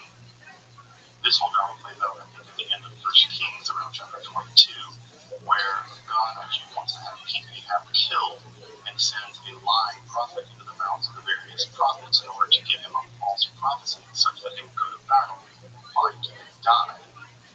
This is sort of like a counterintelligence Shabbat program from the heavens. It's very odd, however. God would in fact use deception in order to get the king killed or something kind of CIA about all this. Regardless of the spiritual cloak and dagger business and all this, you'll notice what's interesting about both of these stories. In both of these accounts, the evil spirit is actually sent by God. It doesn't seem to have a kind of independent existence on its own. What we don't seem to see here is a kind of independent or semi-independent demonic world, where spiritual entities are targeting human beings and possessing them. Rather, they're being sent by the Israelite God to accomplish a very specific goal and the overall agenda of that God. This likely represents the theological concerns of the writers of these texts. In these texts, one simply has to imagine that God has complete executive power over how things go in the world. There's simply very little theological room for independent demonic executive power here. This writer is very strongly on the monotheistic scale of things, and we see that exact kind of theological idea echoed in so-called third Isaiah, where the Israelite God declares, Ani Tov Ra, Ani Or Choshech, I am the light, I am the dark, I am the good, and I am the evil. This is an idea of radical monotheism. Even evil in this strata of Israelite theology is attributed directly to the Israelite God.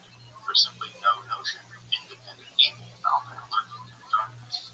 But to perhaps learn a bit more about the Israelite concept of possession and exorcism by looking at their two greatest nearby neighbors, that would be the Egyptians and the cultures of ancient Mesopotamia. While possession and exorcism did occur in ancient Egypt, it doesn't seem to play a major role in either cultic or medical life. In this way, Israelite culture seems to be a bit more like the Egyptian rather than the Mesopotamian cultures.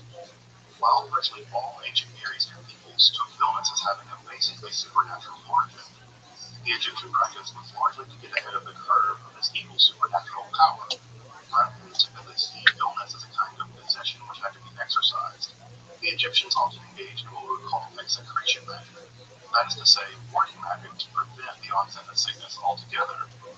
Indeed, the majority of Egyptian medical magic typically takes the form of execration spells rather than exorcism spells, which is to say they typically try to ward off illness before it arrives rather than exorcise it after it does.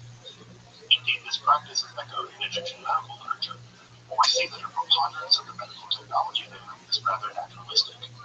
Indeed, the Egyptians were the great innovators when it came to ancient surgery, performing the first eye surgery ever known in history. Indeed, the Egyptians are responsible for the most comprehensive early medical manuals in all of human history. These treaties cover a wide range of medical practices, from trauma medicine to gynecology to ophthalmology. There are sections analyzing what we would now call rheumatology, and even specific treaties on children. That is to say, the Egyptians pioneered the development of pediatrics. Even rival schools of medical theory and practice emerged in ancient Egypt, and about 12 or so major, comprehensive, systematic medical texts have emerged and survived from ancient Egypt. These are all well worth taking a look at if you ever have the chance to. While naturalistic medicine certainly existed in ancient Mesopotamia, it seems to have played a much larger role in medical technology than it did in the ancient Egyptian or ancient Israelite contexts. Indeed, the most detailed medical manuals of the Neo-Assyrian period, this is the period that we have some of the best documentation of the Mesopotamian theory of medicine, detail over 16 tablets in which exorcism is a large aspect of that medical technology. Indeed, in these texts, what we have is a combination of both medical and exorcistic technology. Cultic professionals called Ashiku or Ashmanshu. These words can be translated something like incantation expert or exorcist doctor. There's simply no good translation of these technical terms from their ancient context into our modern context now. Though, while these documents do focus more on the supernatural etiology of disease and their cures, these works are no less systematic. In fact, many of the diseases described in these texts were described for the first time in human writing. Luckily for us, these Assyrian period survive in relatively good condition and give us a great window onto the practices of these incantation experts. So I'd like to summarize, at least in a very brief way, the exorcistic healing processes and rituals of the Ashibu, or the incantation experts, as they're described in these 16 Neo-Assyrian tablets. The basic task of the exorcistic ritual here was to transfer the demon or ghost away from the infected person or place, such that it can be sort of peeled off or dusted away in a way that can be otherwise dispatched from that person. The idea here is to transfer it from one entity to another and then remove that entity, the demon or the ghost, to another place. Typically, there's no sense that you can actually destroy the demon or the ghost. You simply either move them to a different location, trap them, or perhaps get them to go safely into the underworld. The first step in the process involved ritual purification through immersion. What's interesting about these immersions is they can be either immersions in water, as we would typically think of purifying immersions in the ancient Near Eastern world, or they can actually be immersions through rubbing, with the use of precious stones, woods, or even special metals dedicated to the gods. So here we have not just ritual immersion in water, but a kind of rubbing ritual in which various kinds of stones and metals have a kind of supernatural power of purification. This idea of the stones, powers, and wood having correspondence or sympathetic magical powers will persist long into magical traditions even to this day. The person or the space afflicted by the demon or ghost are also themselves purified, though their purification is slightly different. They tend to be rubbed with either grain or dough or bread, or sometimes even with pellets. This is the beginning of the process in which the demon or the ghost is being transferred from their physical body into the grain or the dough in which that can be burned at a later time. It seems that these purification rituals can be performed in either a sacred space, such as a temple, or in a secular space, such as an infected home.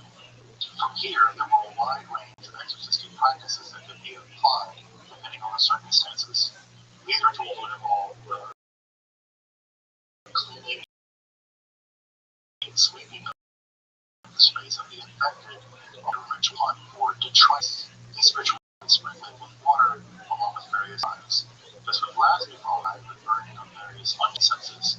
And of course, this would be determined by various divinatory aspects known to the ritual practitioner as to exactly what kind of rituals were required, at what times, and what way.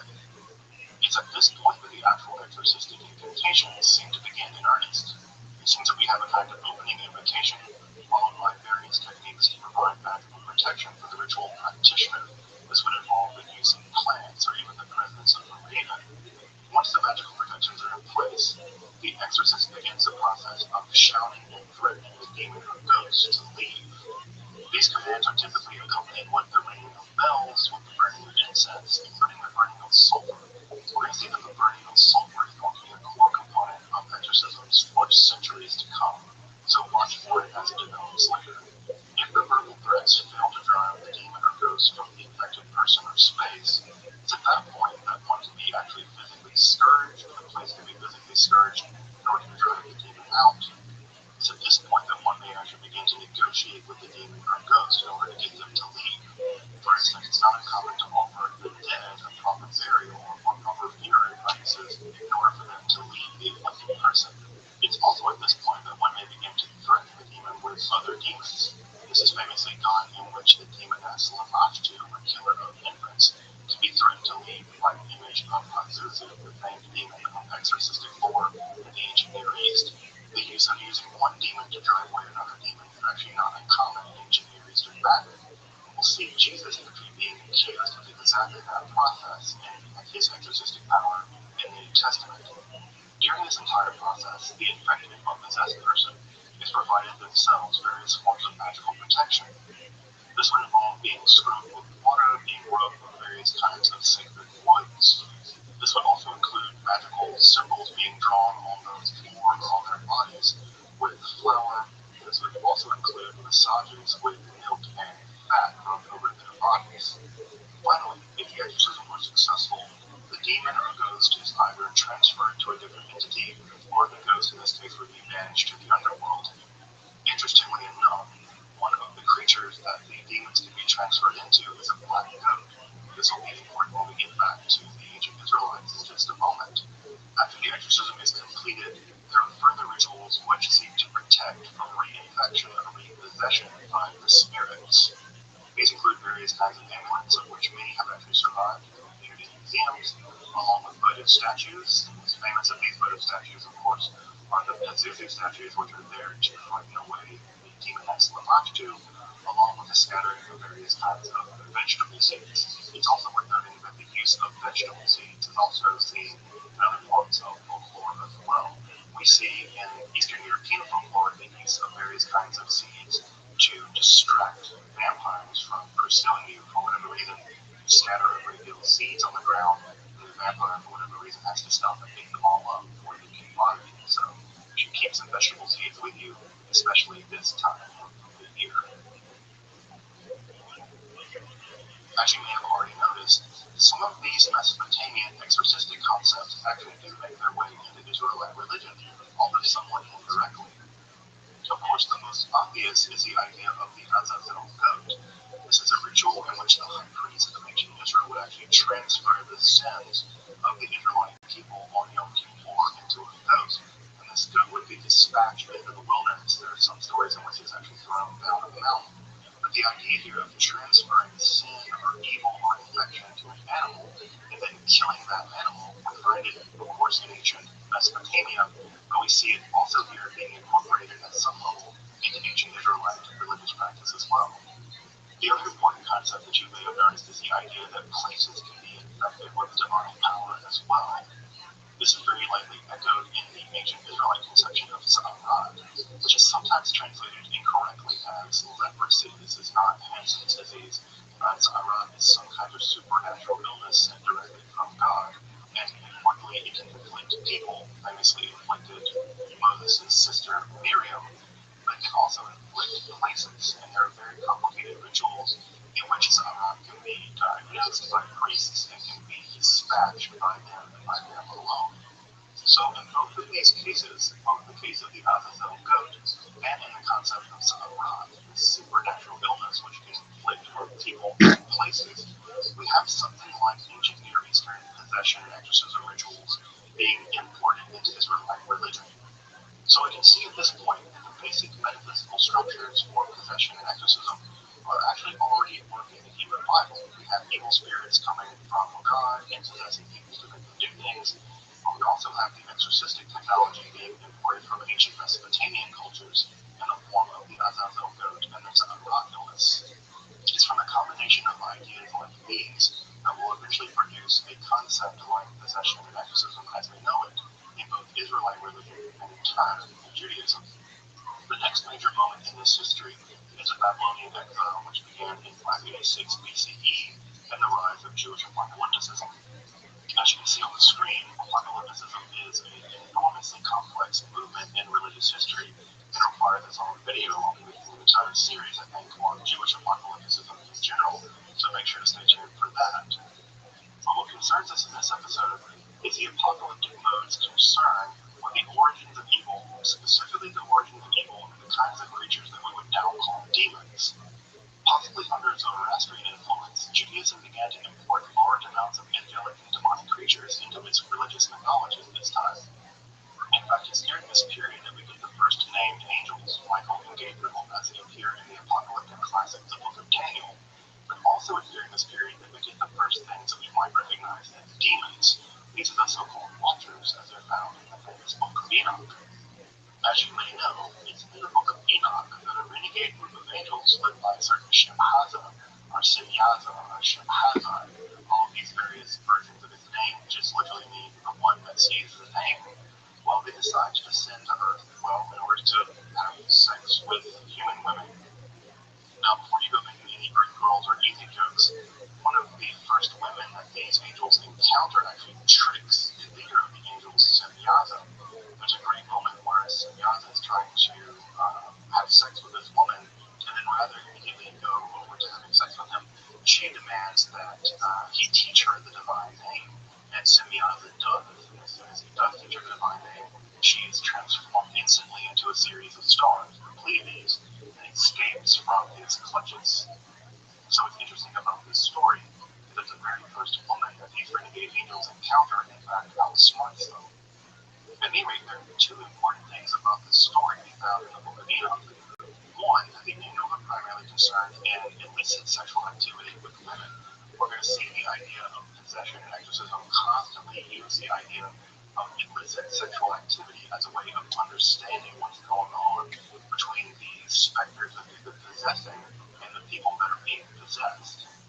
And the second is that these angels become somewhat demonic over time. They're converted from angels into demons through a long theological process. And it's these angels slash demons which are the heart of evil to be found in the world. These are the various angels that teach human beings about everything from how to make war, how to do cosmetics, how to do magic, to do all kinds of things that the book of Enoch typically considers to be evil. Of course, none of this is possession, strictly speaking, but again, it's part of the transition of the narrative from supernatural entities to an idea of possession, where we have one, the sexual element that's going to be very important in much of later possession exorcism stories, but two, the transition of supernatural creatures somewhat outside the power of the divine. They act as independent entities, and insofar as they're capable of acting as independent malevolent entities, it's only then that they can set about the task of possessing people. So again, not straightforward possession, but we're getting closer. About a century after the composition of the Book of Enoch, the linking of sexual desire in demons is used in the Book of Tobit. As you may know, the Book of Tobit can be found in the Christian Apocrypha, and it was the favorite topic of many Renaissance painters. In fact, if you've ever seen a Renaissance or medieval painting with angels walking around with a young man with a fish, you're almost certainly seeing an image from the Book of Tobit.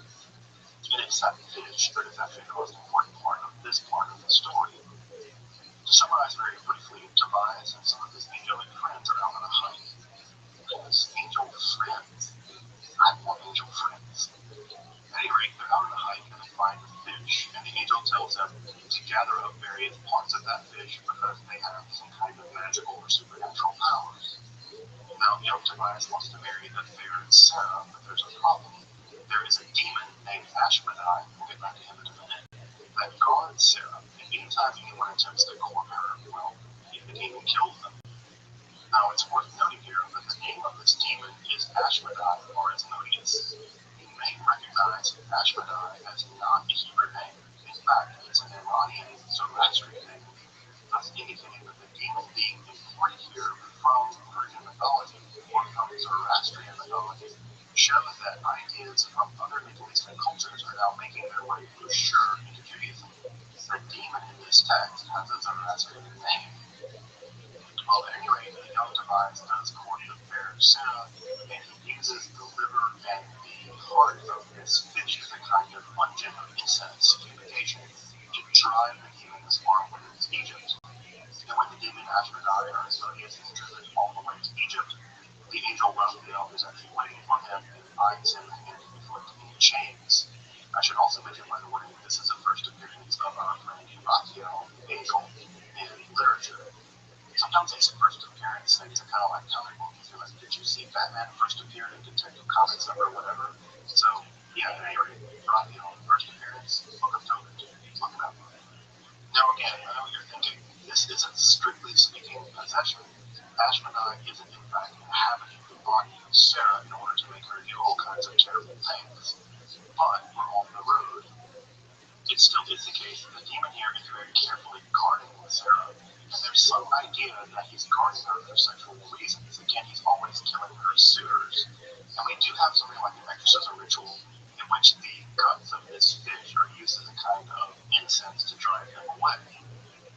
As we've seen, the use of incense or fumigation was already found way back in ancient Egyptian and in ancient Mesopotamian cultures as a mechanism to drive away evil spirits.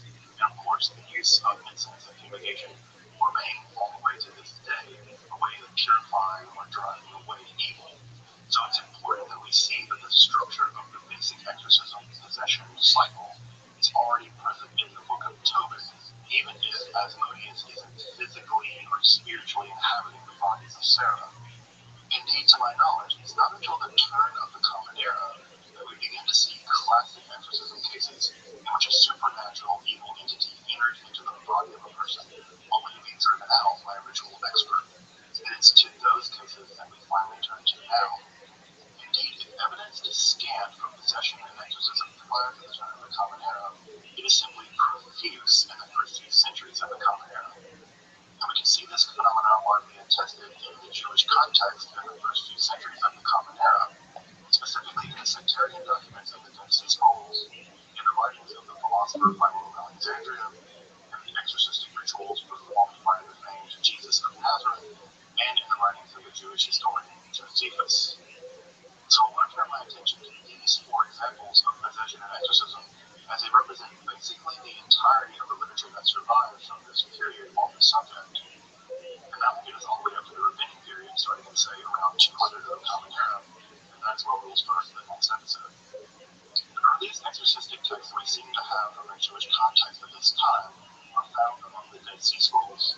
The Dead Sea Scrolls, as you may know, represent the library and writings of a group of sectarians that call themselves the Achad, or primarily called by outsiders the Essenes, although exactly the connection between these so-called Essenes and the Achad that produce the scrolls as we have them is still a bit contentious. The writers of the Dead Sea Scrolls, or the Achad, seem to have their origins as a kind of protest movement against what they perceived as the corruption to be found in the Jerusalem temple. Their religious attitudes are further marked by a kind of pretty extreme apocalypticism and dualism. In this dualistic theology, they see themselves as the sons of light, and their opponents, the sons of darkness or the sons of Belial, are demonic forces which control the world. In their theology, they alone are the actual representatives of goodness of the world, and after a titanic apocalyptic battle with the sons of evil, they alone will prove victorious. Their literature describes the community with strict initiation protocols, a very ascetic lifestyle, a unique solar calendar in the Jewish world, and the desire to live in a high degree of ritual purity, separated from the vast majority of the world. Following the Great Revolt in the last half of the first century, it seems that their community was destroyed. Their scrolls simply remained in those caves, only to be discovered from time to time, and primarily in the mid-20th century. Indeed, about 1,000 scrolls and tens of thousands of scroll fragments have been discovered to date. As you can surmise from this brief summary, the world of the Achad, the writers of the Dead Sea Scrolls, is a world positively filled with demonic powers, and it's this demonic power which I want to turn to now. The scrolls that interest us, at least in this episode, are a series of psalm-like texts which are described as, quote, songs to be sung over the stricken. And these probably represent the earliest kinds of Jewish incantation exorcistic texts in history. The major of these scrolls is 4Q444 and 4Q510 through 11. I'll be putting up some text from these exorcistic scrolls on the screen, but you can also consult in various other texts as well. It seems that the exorcistic power of these texts is primarily in the form of frightening the demon which is afflicting the person by describing to the demon the awesome power of the Israelite God. Indeed, the repetition of the power of God over and over in exorcistic rituals is very common. We'll see it from here in the Dead Sea Scrolls all the way into the modern rituals that are found even in the Catholic Church.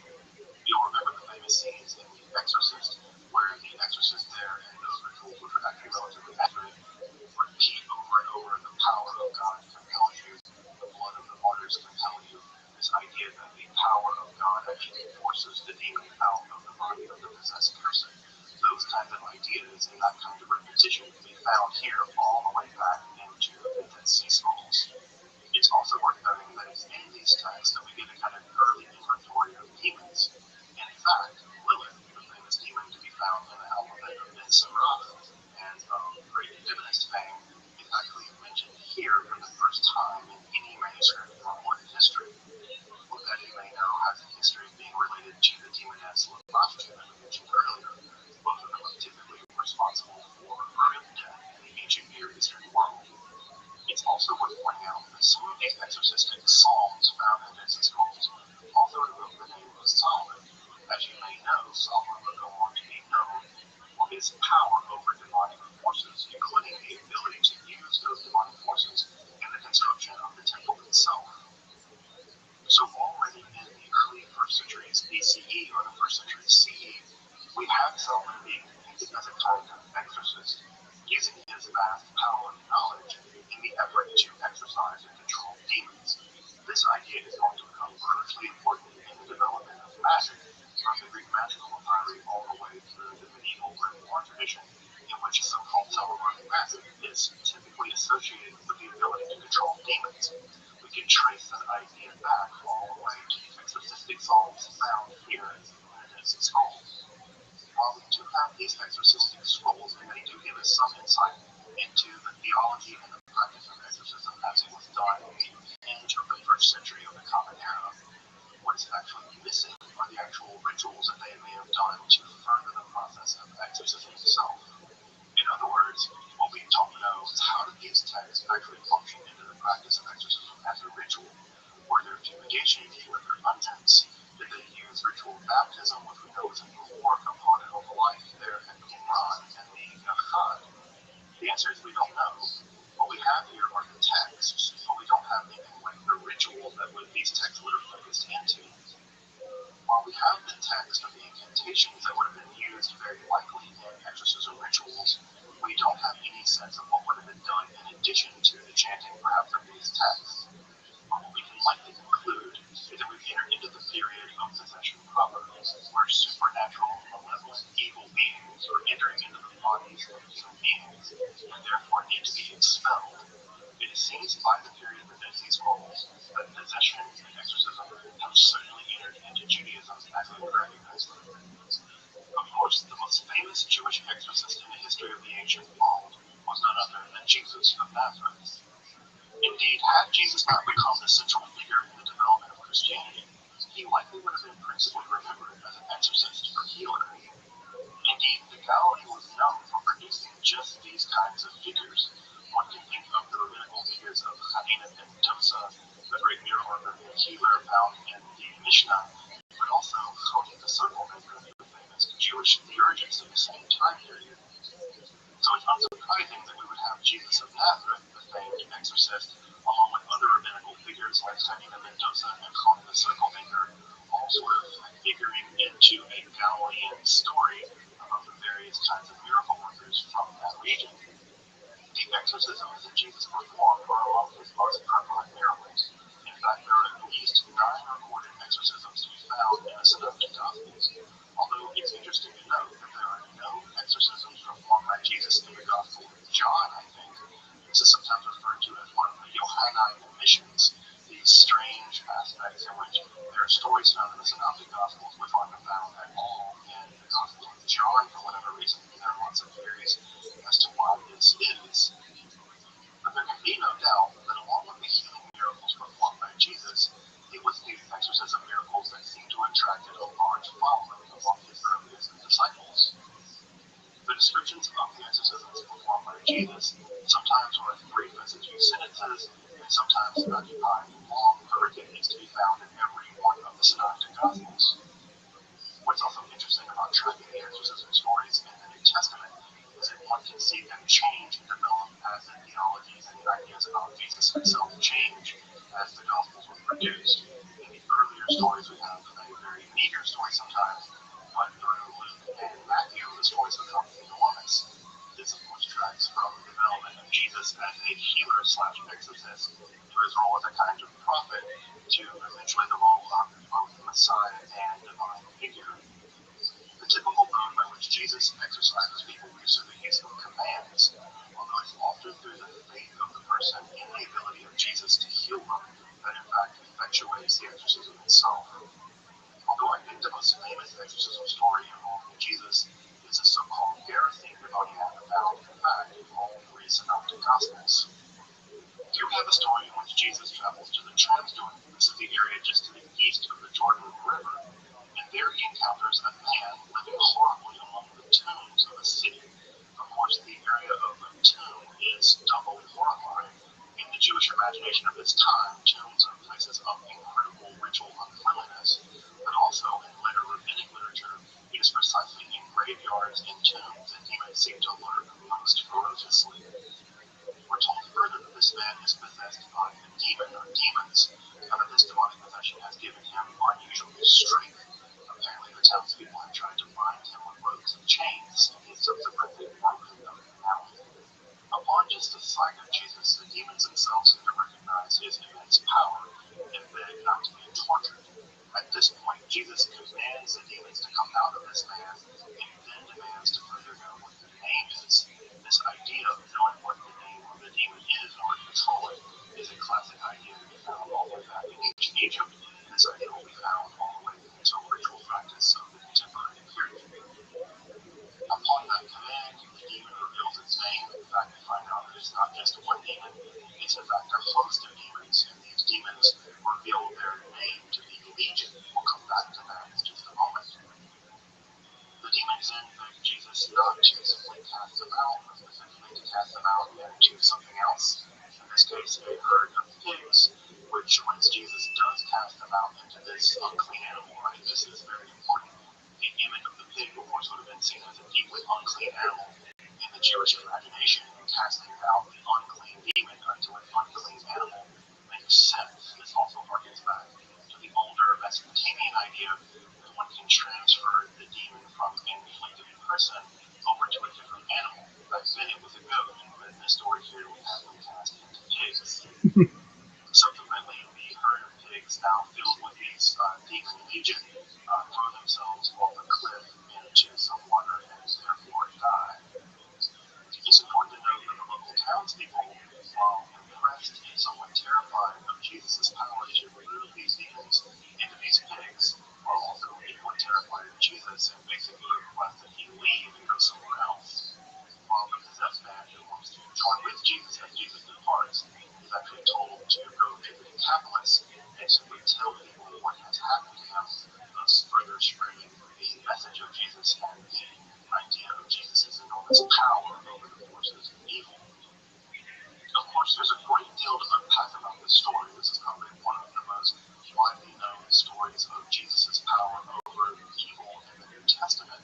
I think what stands out to me the most is that the name of the demon here is Legion. Legion, of course, isn't a Jewish name. It's not to be found in Aramaic or Hebrew. In fact, as you probably know, the Legion is a unit of the Roman army. It's the basic unit of the Roman army, comprising roughly 5,000 to 8,000 soldiers and their auxiliaries. And of course, it's worth pointing out that Judea at the time of Jesus, and certainly at the time of the writer of Mark, is under brutal Roman occupation. They're literally at the cusp of the great revolt between Jewish and Roman forces. So at some level, it's hard not to miss the basically anti-colonial subtext of this story.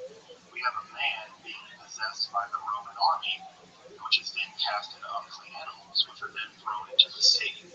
It's difficult not to imagine the story as functioning in basically two levels. There's a spiritual level in which Jesus, the Messiah, has the ability to control demonic evil forces and thus destroy them. But further, the idea here is that the Roman army as an occupying force is viewed by the writer of this text as a kind of evil possessing the land, which can be exorcised and thus thrown out, thrown into the sea. Of course, there's no sea in the Transjordan. I think the sea that the writer has in mind here is the Mediterranean. The idea here is casting the Romans into the sea as if they were a demon possessing the land of Judea. To me, this dual layer of the text represents the great creative genius of the writer in early Christianity. We have Jesus who has messianic powers over evil, but also we have here a deep hope for redemption, in which the evil Roman army, the demonic Roman army, will be exorcised from the land of Judea. So we have a kind of dual apocalyptic messianic story operating here in this very famous story of the Gerasene demoniac. Of course, just as early as there were literal accounts of exorcism and possession, there were also more rationalizing trends in the Jewish world as well.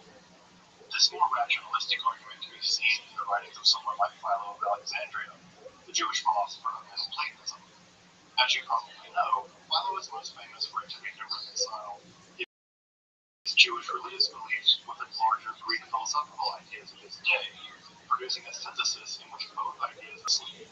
His philosophical output is rather vast, but I want to focus in specifically in its discussion on the relationship between Jewish demons/angels and the Greek idea of the daimones, or spirits. These daimones are relatively neutral spirits in the Greek imagination, and see how he attempts to understand just how the Greek daimones and the Jewish relationship of angels and demons relate, specifically in terms of the process of possession of exorcism.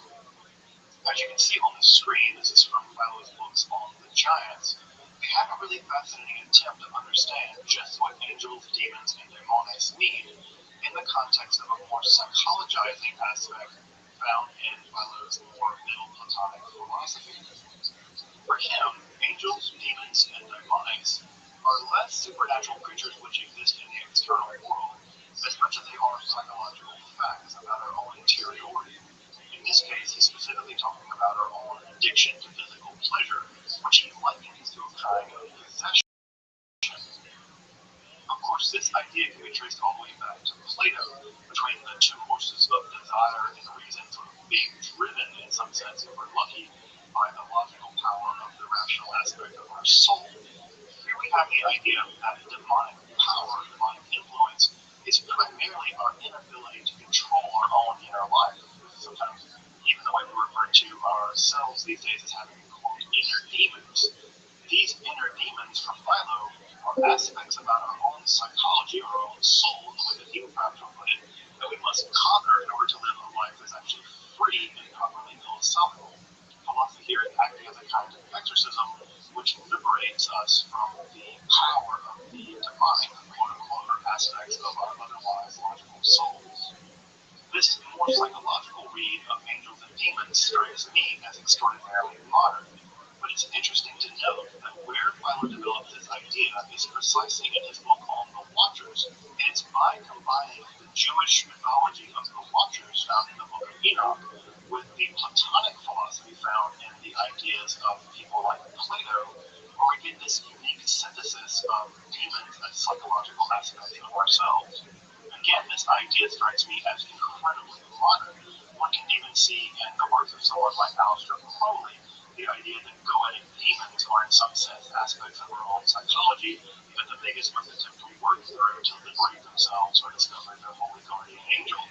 Now it's worth pointing out at this point that Philo's psychological interpretation of angels, demons, and daemones never really proved popular with either Christians or Jews.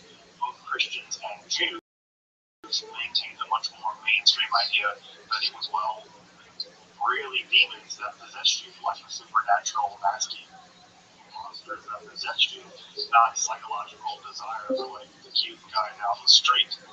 For them, this was really demonic entities and really angelic powers serving God or serving the powers of evil that concerned them. So the ideas of Philo never really took root in the Jewish world. In fact, they're only preserved by Christians. And even from the Christian perspective, demons remained, from an Orthodox point of view, very real creatures capable of inflicting great physical and spiritual harm. Again, they weren't merely psychological aspects of ourselves that we needed to use philosophy to conquer. Rather, the demonic was a representation of the world of evil, and it was through the power of God or through Christ that evil was eventually conquered, not through the power of philosophy or psychology. So have to wait a couple of millennia until again we see a robust idea of angels and demons as being primarily psychological or psychic aspects of our own interiority. So see you in a couple of millennia, Freud and Jung. Very much unlike this Philonic interpretation of angels and demons that are psychological in character, one of the clearest analyses of angels and demons as actual metaphysical and supernatural entities can be found in the works of the Roman Jewish historian Josephus. Though curiously, in Josephus' text, The Antiquities of the Jews, we see something like a bridge between the more psychological idea found in Philo and the more straightforward idea of metaphysical entities to be found in his other text on the Great Revolt. This is interesting because it's Josephus attempting to understand just what was going on with the king Saul. We mentioned Saul earlier. Remember, we have this evil spirit, this ruach that is sent from God that afflicts Saul and causes him to experience what we would now call something like mental illness. What's interesting in his account is that we have something like a combination of both Greek and Jewish ideas when it comes to discussing the demonic possession of Saul. Here we have the idea that there was in fact an evil demon possessing him, but the doctors were attending to him, attempting to assuage his pain. This is a very Greek philosophical idea, rather than just merely having David playing his harp as a sort of music therapy to treat Saul's demonic possession. Of course, this idea of treating the passions with music lines up very well with both Pythagorean and Platonic ideas of how to sort of soothe the soul from the very chaotic, anarchic control of the passions, which Josephus seems to have in mind when describing this whole episode with Saul. But it's also the case that Josephus took literal demonic possession very seriously as well. In one of his accounts, we're actually told that this therapy, i.e. exorcism, is, quote, very powerful among us, i.e. the Jewish people, and that specifically Solomon, among all the kings in the world, was given unique power over the world of the demonic. It was through the use of this kind of Solomonic power that Jewish people specifically had the ability to expel demons. Further, in one of Josephus' own accounts, we have a mention of a certain Eleazar, which seems to have been one of Josephus' commanders, who actually expelled a demon in the presence of the emperor Vespasian. In this account, we have the exorcist Eleazar using both a special kind of ring, but also some kind of magical root, which when the possessed person smells that root, the demon is expelled from their body.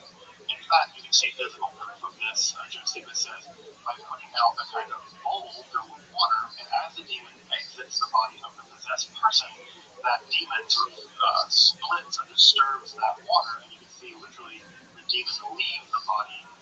Again, allegedly, according to Josephus, and again, we should always take what Josephus says with somewhat of a grain of salt. Josephus is interested in more or less popularizing Josephus more than he is in telling the truth or anything else. But this is such a strange story that perhaps something like this did in fact happen. That perhaps he did have a certain Eleazar who had a side gig as an exorcist aside from being a commander, and perhaps did exercise somewhat in the presence of the emperor Vespasian. I suspect the emperor would have been, I don't know, entertained or something. Who knows? In a further section in Josephus' book on the Jewish War, we're actually told perhaps something more about this root that the exorcist Eleazar used in the performance here before Vespasian. In this account, we're told of a special kind of tree which seems to emit something like lightning, and that the roots of this tree have a kind of magical power, specifically a magical power over demons. The problem, of course, with this tree is twofold. One, it doesn't exist anymore. It seems to have been destroyed, perhaps, during the Great Revolt. And two, if you actually attempt to get one of the roots from this plant, you immediately die. This tree, the bodas tree, of which the root is also called the bodas, this bodas root is luckily able to be obtained, although through somewhat strange means. For instance, if one were to pour the urine of a woman or the menstrual blood of a woman on the root of the tree, it will allow you to grab the root and cut it off, although you have to hold it upside down as you're carrying it, otherwise it will kill you again. Luckily, if you don't have women's urine or menstrual blood, there's another way to get the root as well. In this way, you dig a trench around an area of the root, exposing the root, and then you tie a dog's leash to the root. And as you attempt to walk away, the dog will try to chase you, I suppose, thus dislodging the root and, well, killing the dog. But you get the root. Apparently, if the dog snatches the root out of the tree, I don't think you have to hold the root upside down to avoid being killed by the magical bodas root. Now, what's important about this bodas root, aside from the fact that it will kill you and it doesn't exist anymore, is that it can be used in exorcisms. And it seems like this bodas root is exactly the kind of root that was used by the commander Eleazar during the exorcism before the emperor Vespasian.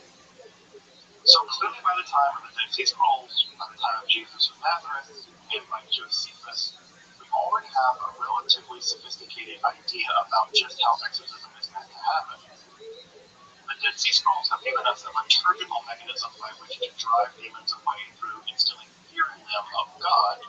We see in Jesus the idea that you can command spirits through very strong language, and by learning their secret name, therefore transferring them from one kind of being to another.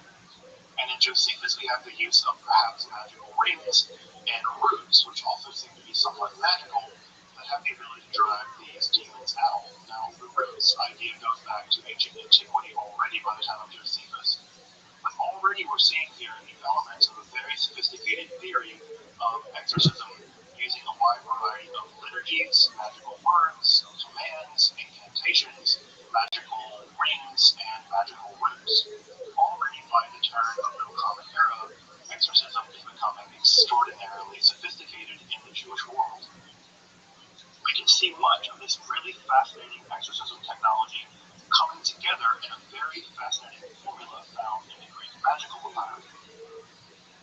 have a really fascinating exorcism ritual to be found in PG 4. It's fascinating for lots of different reasons. One is it's actually bilingual. It's written in both Old Coptic and Greek, with some sections of the conjuration being done in Coptic and some of them being done in Greek. What's also really fascinating is it seems to combine a lot of what we've already seen from Jewish exorcism rituals from previous time periods being somewhat synthesized into one new kind of ritual. This incantation is interesting because it involves the command language we've already seen, for instance, in the exorcisms of Jesus. Here we have command language in both natural language but also in magical language, but also the use of magical metals. Here we have the use of tin for an amulet to secure the person possessed after the exorcism has been completed. Here the herbs in question are actually used as a kind of robe to protect the person being exorcised throughout the exorcism, but also they're being used as a scourge to drive the demon out. What's really important about that, I think, is that this harkens back all the way to the Neo-Assyrian text we looked at previously, in which a scourge was also used there to drive demons out as well. Notice here the text is also highly syncretistic. This is very common for text in the Greek magical papyri. I've made a whole video just on the Greek magical papyri if you're interested in checking that out. But notice here again, we have a wide range of techniques being used to drive away the demon, but also we have a wide range of theological expressions found in this text as well. For instance, we have an invocation to specifically the Jewish God with the addition of a slight Christian element with some paganism thrown in throughout as well. Indeed, there's some clear Gnostic elements combined in this spell also. Of course, this kind of syncretism is very common both in exorcisms and magic more generally, as in most magical practice. We might conclude that when the going gets tough, the tough get syncretistic. So what's fascinating about this ritual is what we've seen in the development of Jewish exorcism rituals for the past several hundred years are in some sense melded together in this incantation found in the Greek magical papyri. And in fact, I think this incantation is probably a window into how common exorcisms were performed on the day-to-day. So people got exorcised day-to-day, they might have. And we see that all these elements get combined in this text from the Greek magical papyrus. What's fascinating by putting the Greek magical papyrus into conversation with the other texts that we've seen from Josephus, the Dead Sea Scrolls, and Jesus of Nazareth is that this Greek magical papyrus probably gives us a window onto a wide range of exorcistic procedures, from common everyday people seeking relief from suffering all the way up to perhaps even wealthy upper-class people who offer these kinds of demonic possessions. In this episode, we covered the development of the concept of possession and exorcism in Israelite religion and Judaism over the course of about 800 to 1,000 years, from the earliest periods of the Hebrew Bible all the way into the early years of the Common Era. In the next episode, we're going to shift through biblical Judaism proper, and it's there we're going to see interesting developments in anti-demon technology. We're going to find some exorcisms that were otherwise lost for nearly 1,000 years, accounts of possessed structures. In fact, we're going to look at an account of a possessed well, where one spirit even warns the rabbis, look, I might be an evil spirit, but there's an even worse spirit over there in that well, and you don't let me live there, well, they're going to let this other evil spirit live there. And so they have to figure out how to drive the evil spirit out of this possessed well. And of course, we'll spend a lot of time looking at the development of the Kabbalah, its incredibly innovative and interesting demonology, and how that demonology would spawn the most fearful form of possession in all of modern and contemporary Judaism, a horrifying entity known as the demon. So let's not let the demon get all the attention here. What's interesting about the Kabbalah is it also introduces a form of voluntary beneficent possession. In this voluntary beneficent form of possession, the person can actually undergo what is called ibur, or spiritual pregnancy, the opposite of dibuk or tabak, clinging by the evil dead, in which the soul of the person can actually be unified with the soul of a deceased righteous person in order to gain spiritual strength. And that spiritual strength can elevate you beyond your normal ability to resist sin, and can even elevate you to the position of a potential Messiah. Indeed, there are even 4 different forms of beneficent or good possession to be found in the development of the Kabbalah in the early modern period. So I hope you'll join us us as we turn next time to the development of the ideas of possession and exorcism in the rabbinical and the Kabbalistic world. If you're interested in the history of demons, angels, spirits, occult philosophy, Kabbalah, and alchemy, make sure to subscribe. These are all core content areas here at Esoterica. Also, if you want to support the creation of accessible, free content and topics on Western esotericism, I hope you consider supporting us on Patreon or with a one-time donation. Your support of Esoterica helps to make the channel possible, and I really appreciate your support of our work.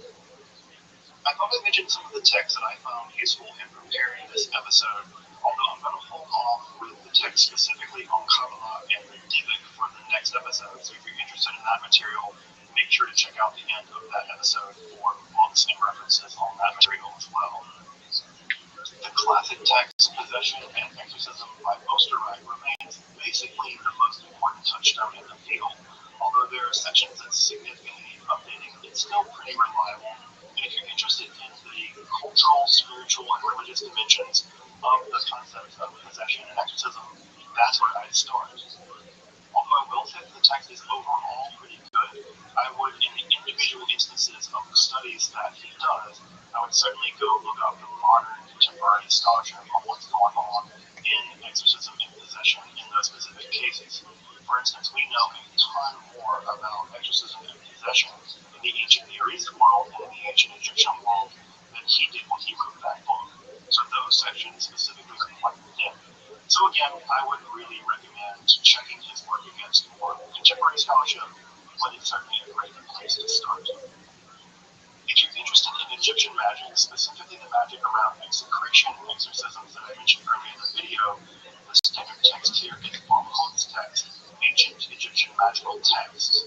It's a little bit difficult to find, and when you do find it, it can be a little expensive, although I think that there are copies online at archive.org that are in the public domain, although I'm not quite sure about that.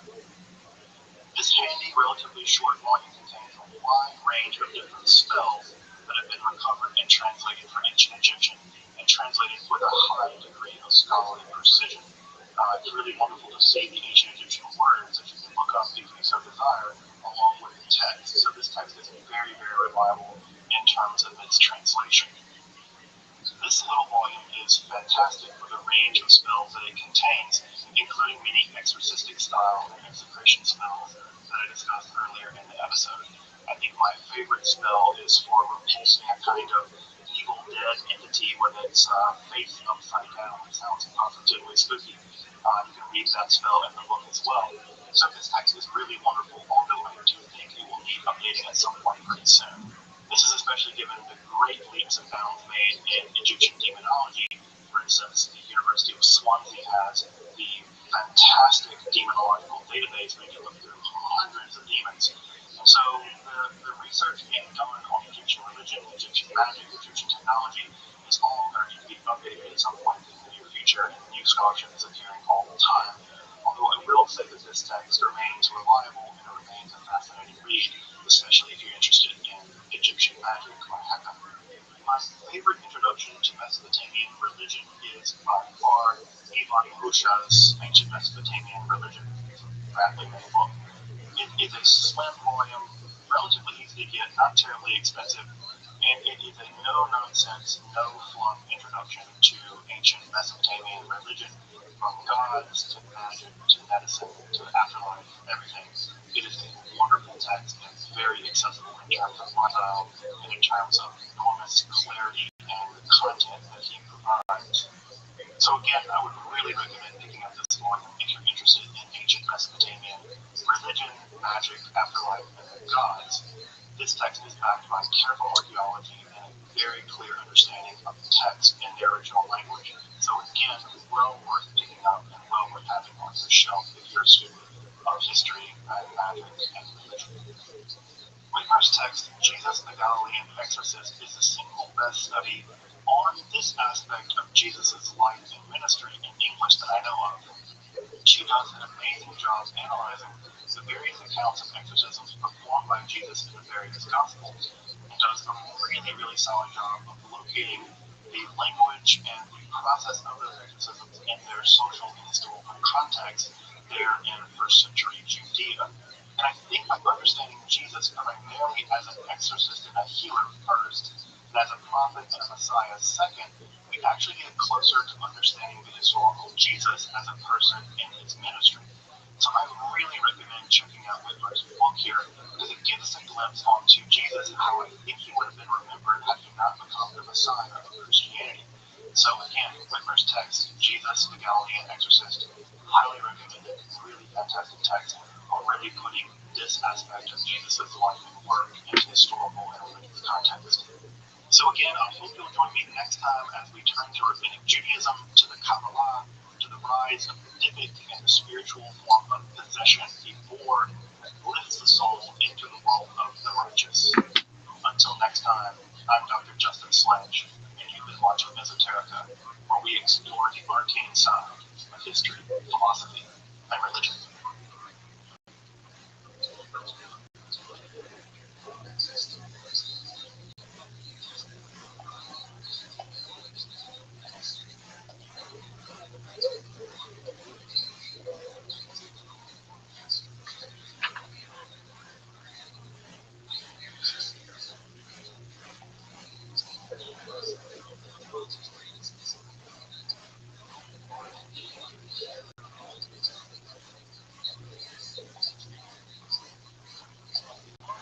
In the first part of this two-part series,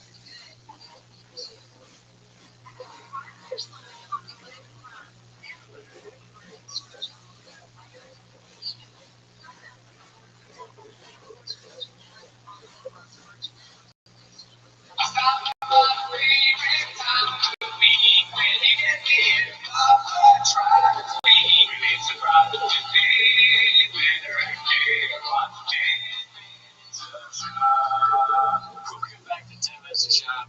We're coming to you live from Dro's storage unit. It's getting work done. Yeah, we get it. Gianna's good at editing the sounds. It's all not. Don't even worry about it. It's not a big deal. Don't kill me. That's facts. That's facts. But that is not why you're here. Jorno is cleaning dust off of the thing. There's dust everywhere. Because if he doesn't, well, this isn't a story about how bad the storage unit is at the moment because of the haters. Oh, it's bad though. It's rough, but you know we want to record stuff for you guys. my fucking bathroom starts leaking, and guess what, dude? Guess what they do when my bathroom starts leaking? They're like, oh, we gotta do construction everywhere. You started a trend. Yeah. Yeah. But anyways, that's not why they're here. They're here to watch Timbers and watch Timbers show. Play the timer, start the jingle. Oh, we missed 2 weeks. Owner of the storage unit coming for the rent. I get the bit, even though it's been a while. That's the guy from the boat. That was narrative. Oh, that's the narrative. Oh, yeah. Oh, fuck. That's the narrative. That's the guy from the boat that, like, I guess his wife went on a boat trip with a bunch of guys. So he got photoshopped into the studio, or maybe he's there. Alright, well, that was supposed to make you do nothing. Let's see what this is. It's more of the guy. I get it now, the guy on the boat. Yeah. Alright. Big round breakdown of Slow Joe's weekend away with the girls. Is it in our ears? No. Do you know what's funny about that? What's funny about this is last weekend, my wife had a bachelorette party, but, you know, there were no videos of it. I just saw photos, and I don't think there were any dudes. I'm pretty bad. To my knowledge, no dudes involved. No dudes involved. Yeah, that's why I want to go to my wife's bachelorette party just to make it. Oh yeah, you gotta check them. I'm just gonna be in the corner with like my tits and my ass and stuff. Like I'm gonna have a full gun. Oh, you're gonna dress up like dude, like blend in. Yeah, so I don't want my wife to know I'm there. I want to see what she does when I'm not there. That sounds like a shop sketch. Like he would do that, or one of their like videos that they do together, slow John, where it's like when your husband doesn't trust you and it's shop in a woman's outfit, where it doesn't even true down. No sound. Maybe there's just no sound. There's no sound. What the fuck? Oh no, dude, it's fucking lots of these people. Oh, dude. No freaking way. Dude. Oh no. That is kind of weird, honestly. In a way, I mean, because yeah, no, I mean, I'm not a jealous guy. Never been in one. But it sounds like it's just like a James video that we edited for this. That's crazy. But we will acknowledge it, okay? We're not gonna just, not or talk. They also acknowledge it, dude. But they're gonna be like, to chill. Oh, they're gonna hear that. Yeah, they're right here next to me. Yeah.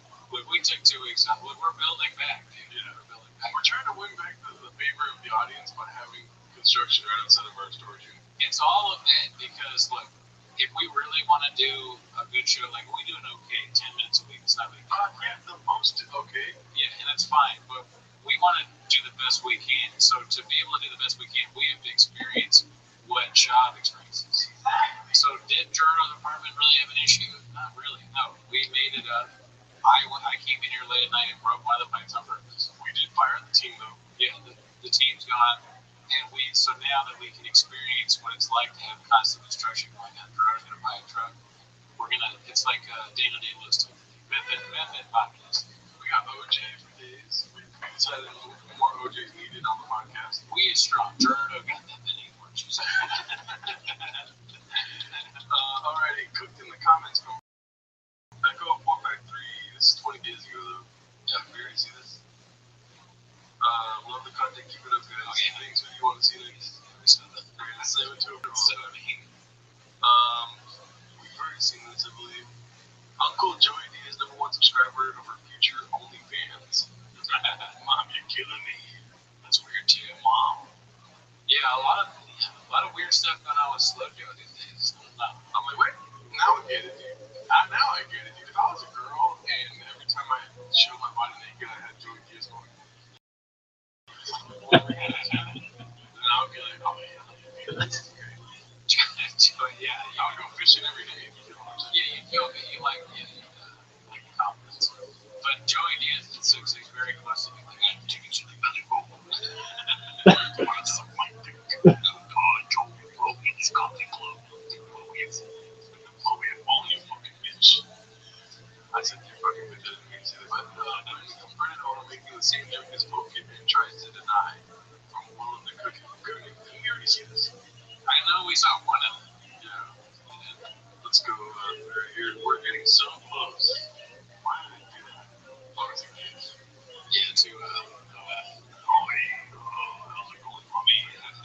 Posted by Stavros and his fat and gay. It would be kind of funny if Slow Joe becomes so popular and successful in OF that she kind of surpasses Brendan Schaub's name recognition. And people are like, oh my god, you're Joanna's wife, or your husband. I can fly. Oh my god, you're married to her? Oh dude, I'm so happy. Imagine someone saying to the shop. Well, would he be cool with it? I speak my chunky meat to it every day. I don't think we've had the thing on the screen the whole time. That's my fault. No, but Shop goes to jail for murder. Yeah, that would make sense. We should have been cops laughing and talking. You go and record audio, they're like, what are you doing? The construction guy, what are you doing? You're like, no, don't worry about it. And I definitely did a shop thing to start recording. What's that? When I slammed the window shut so they could hear it. And then instead of me buying an actual place where we could record this podcast or something like that. you go out there and you just like cock the gun and you fire it out. You gotta look for a shop with you, dude. Yeah, dude, what call those couple of them Asian and shit. Definitely, you know. Just to go out there and be like, man, I fucking just got back from like jiu-jitsu practice. I fucking murdered some guys for just no reason. Yeah, but what did you guys do? You guys worked on the stuff like your work on it. Let's see. What do we got next? Hey, you may be cool. Posted by Different Report 123. Bedtime MMA crashed out on Joe Rogan and the commentary team during UFC 329 for being phased in, adding nothing of value to the fight. I had to mute my stream for half the fucking fight. This was the biggest piece of dog shit I've ever fucking heard. Joe Rogan, you're built like you're a fucking hand grenade, bro. Joe Rogan, you are literally 5'5". You are in our on every single hormone on the man. And you're talking about Robert Whitaker's physique. He needs to get in shape. You fucking you took a taekwondo class once. Yeah, who wrote that? Robert Whitaker's Bedtime MMA. I don't know what that is. I mean, that's us every week. You're constantly saying that you want to fight. Oh, yeah. I mean, like, it's not about want to fight, it's about the violence in my DNA. I've said this so many times. Like, I wake up, put on a shirt or a new fit, or it's not. I'm too big. Like, they don't make shit for people like me. You know, you get it. Like, you know exactly what I'm talking about the most. Yeah, the most. I'll kill the This is supposed to be my penis number 69. No, I think you're That's gotta be Photoshop. Gotta be Photoshop. Although sometimes you do for me. I mean, yeah, the thing is weird. Girls' weekend, but you're on a boat with a bunch of guys. That's strange. And probably posting everything like, have your fun on your own. Yeah, keep it to yourself. And it's also not a yacht. It's a shitty boat. It's just living in a job sucks so much ass and being an Austin is so terrible. But they just go out to the Lake Charles or go on like a redneck, some random one of those rednecks that you see with like American flag bathing shorts on. It's like, hey, what are you doing? Bathing shorts? They would be like, I'm 89 years old. My friend's dad growing up was British and he was a swimmer and he would go, Robbie, get on your swimming costume. Swimming costume. So that's what they call it in England. Never heard of it. First nominated of all, it's Tom Segura and Christina.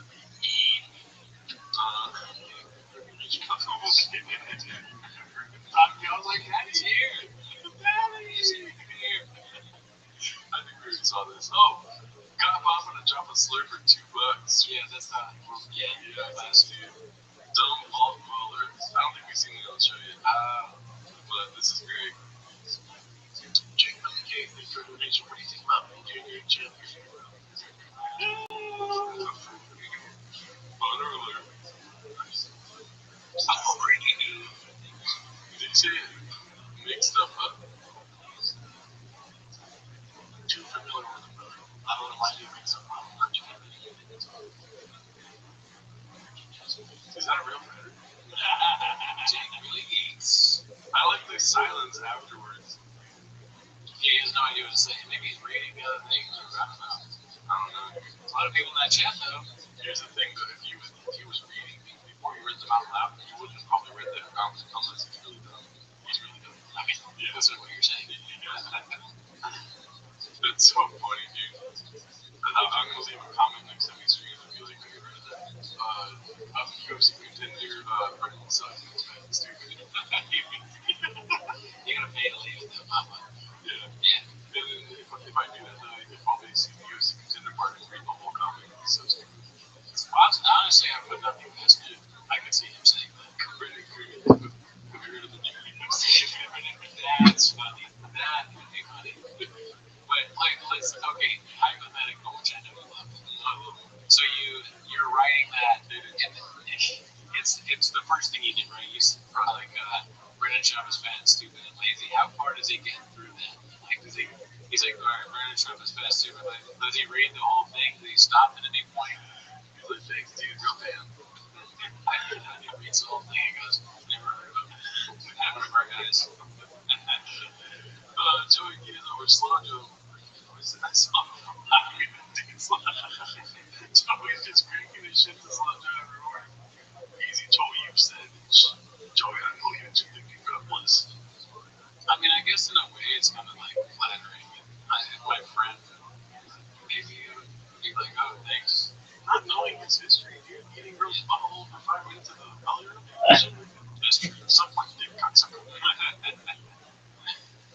I guess there's worse things than having your friend call your wife out online. True.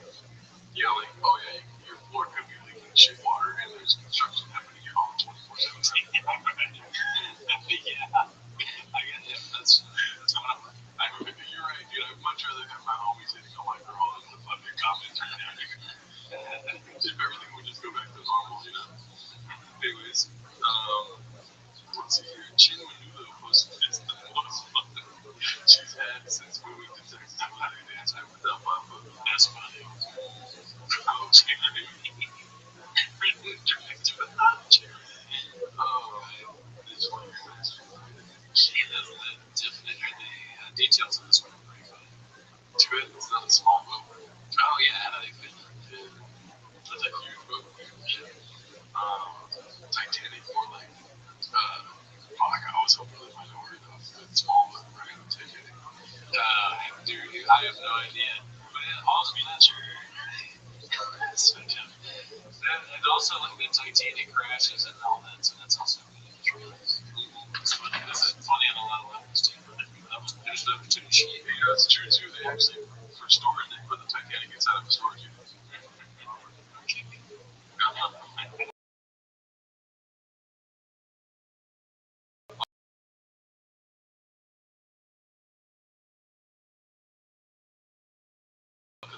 Let's see here. He replaced the donut logo. Still manages to spell his own name. We already seen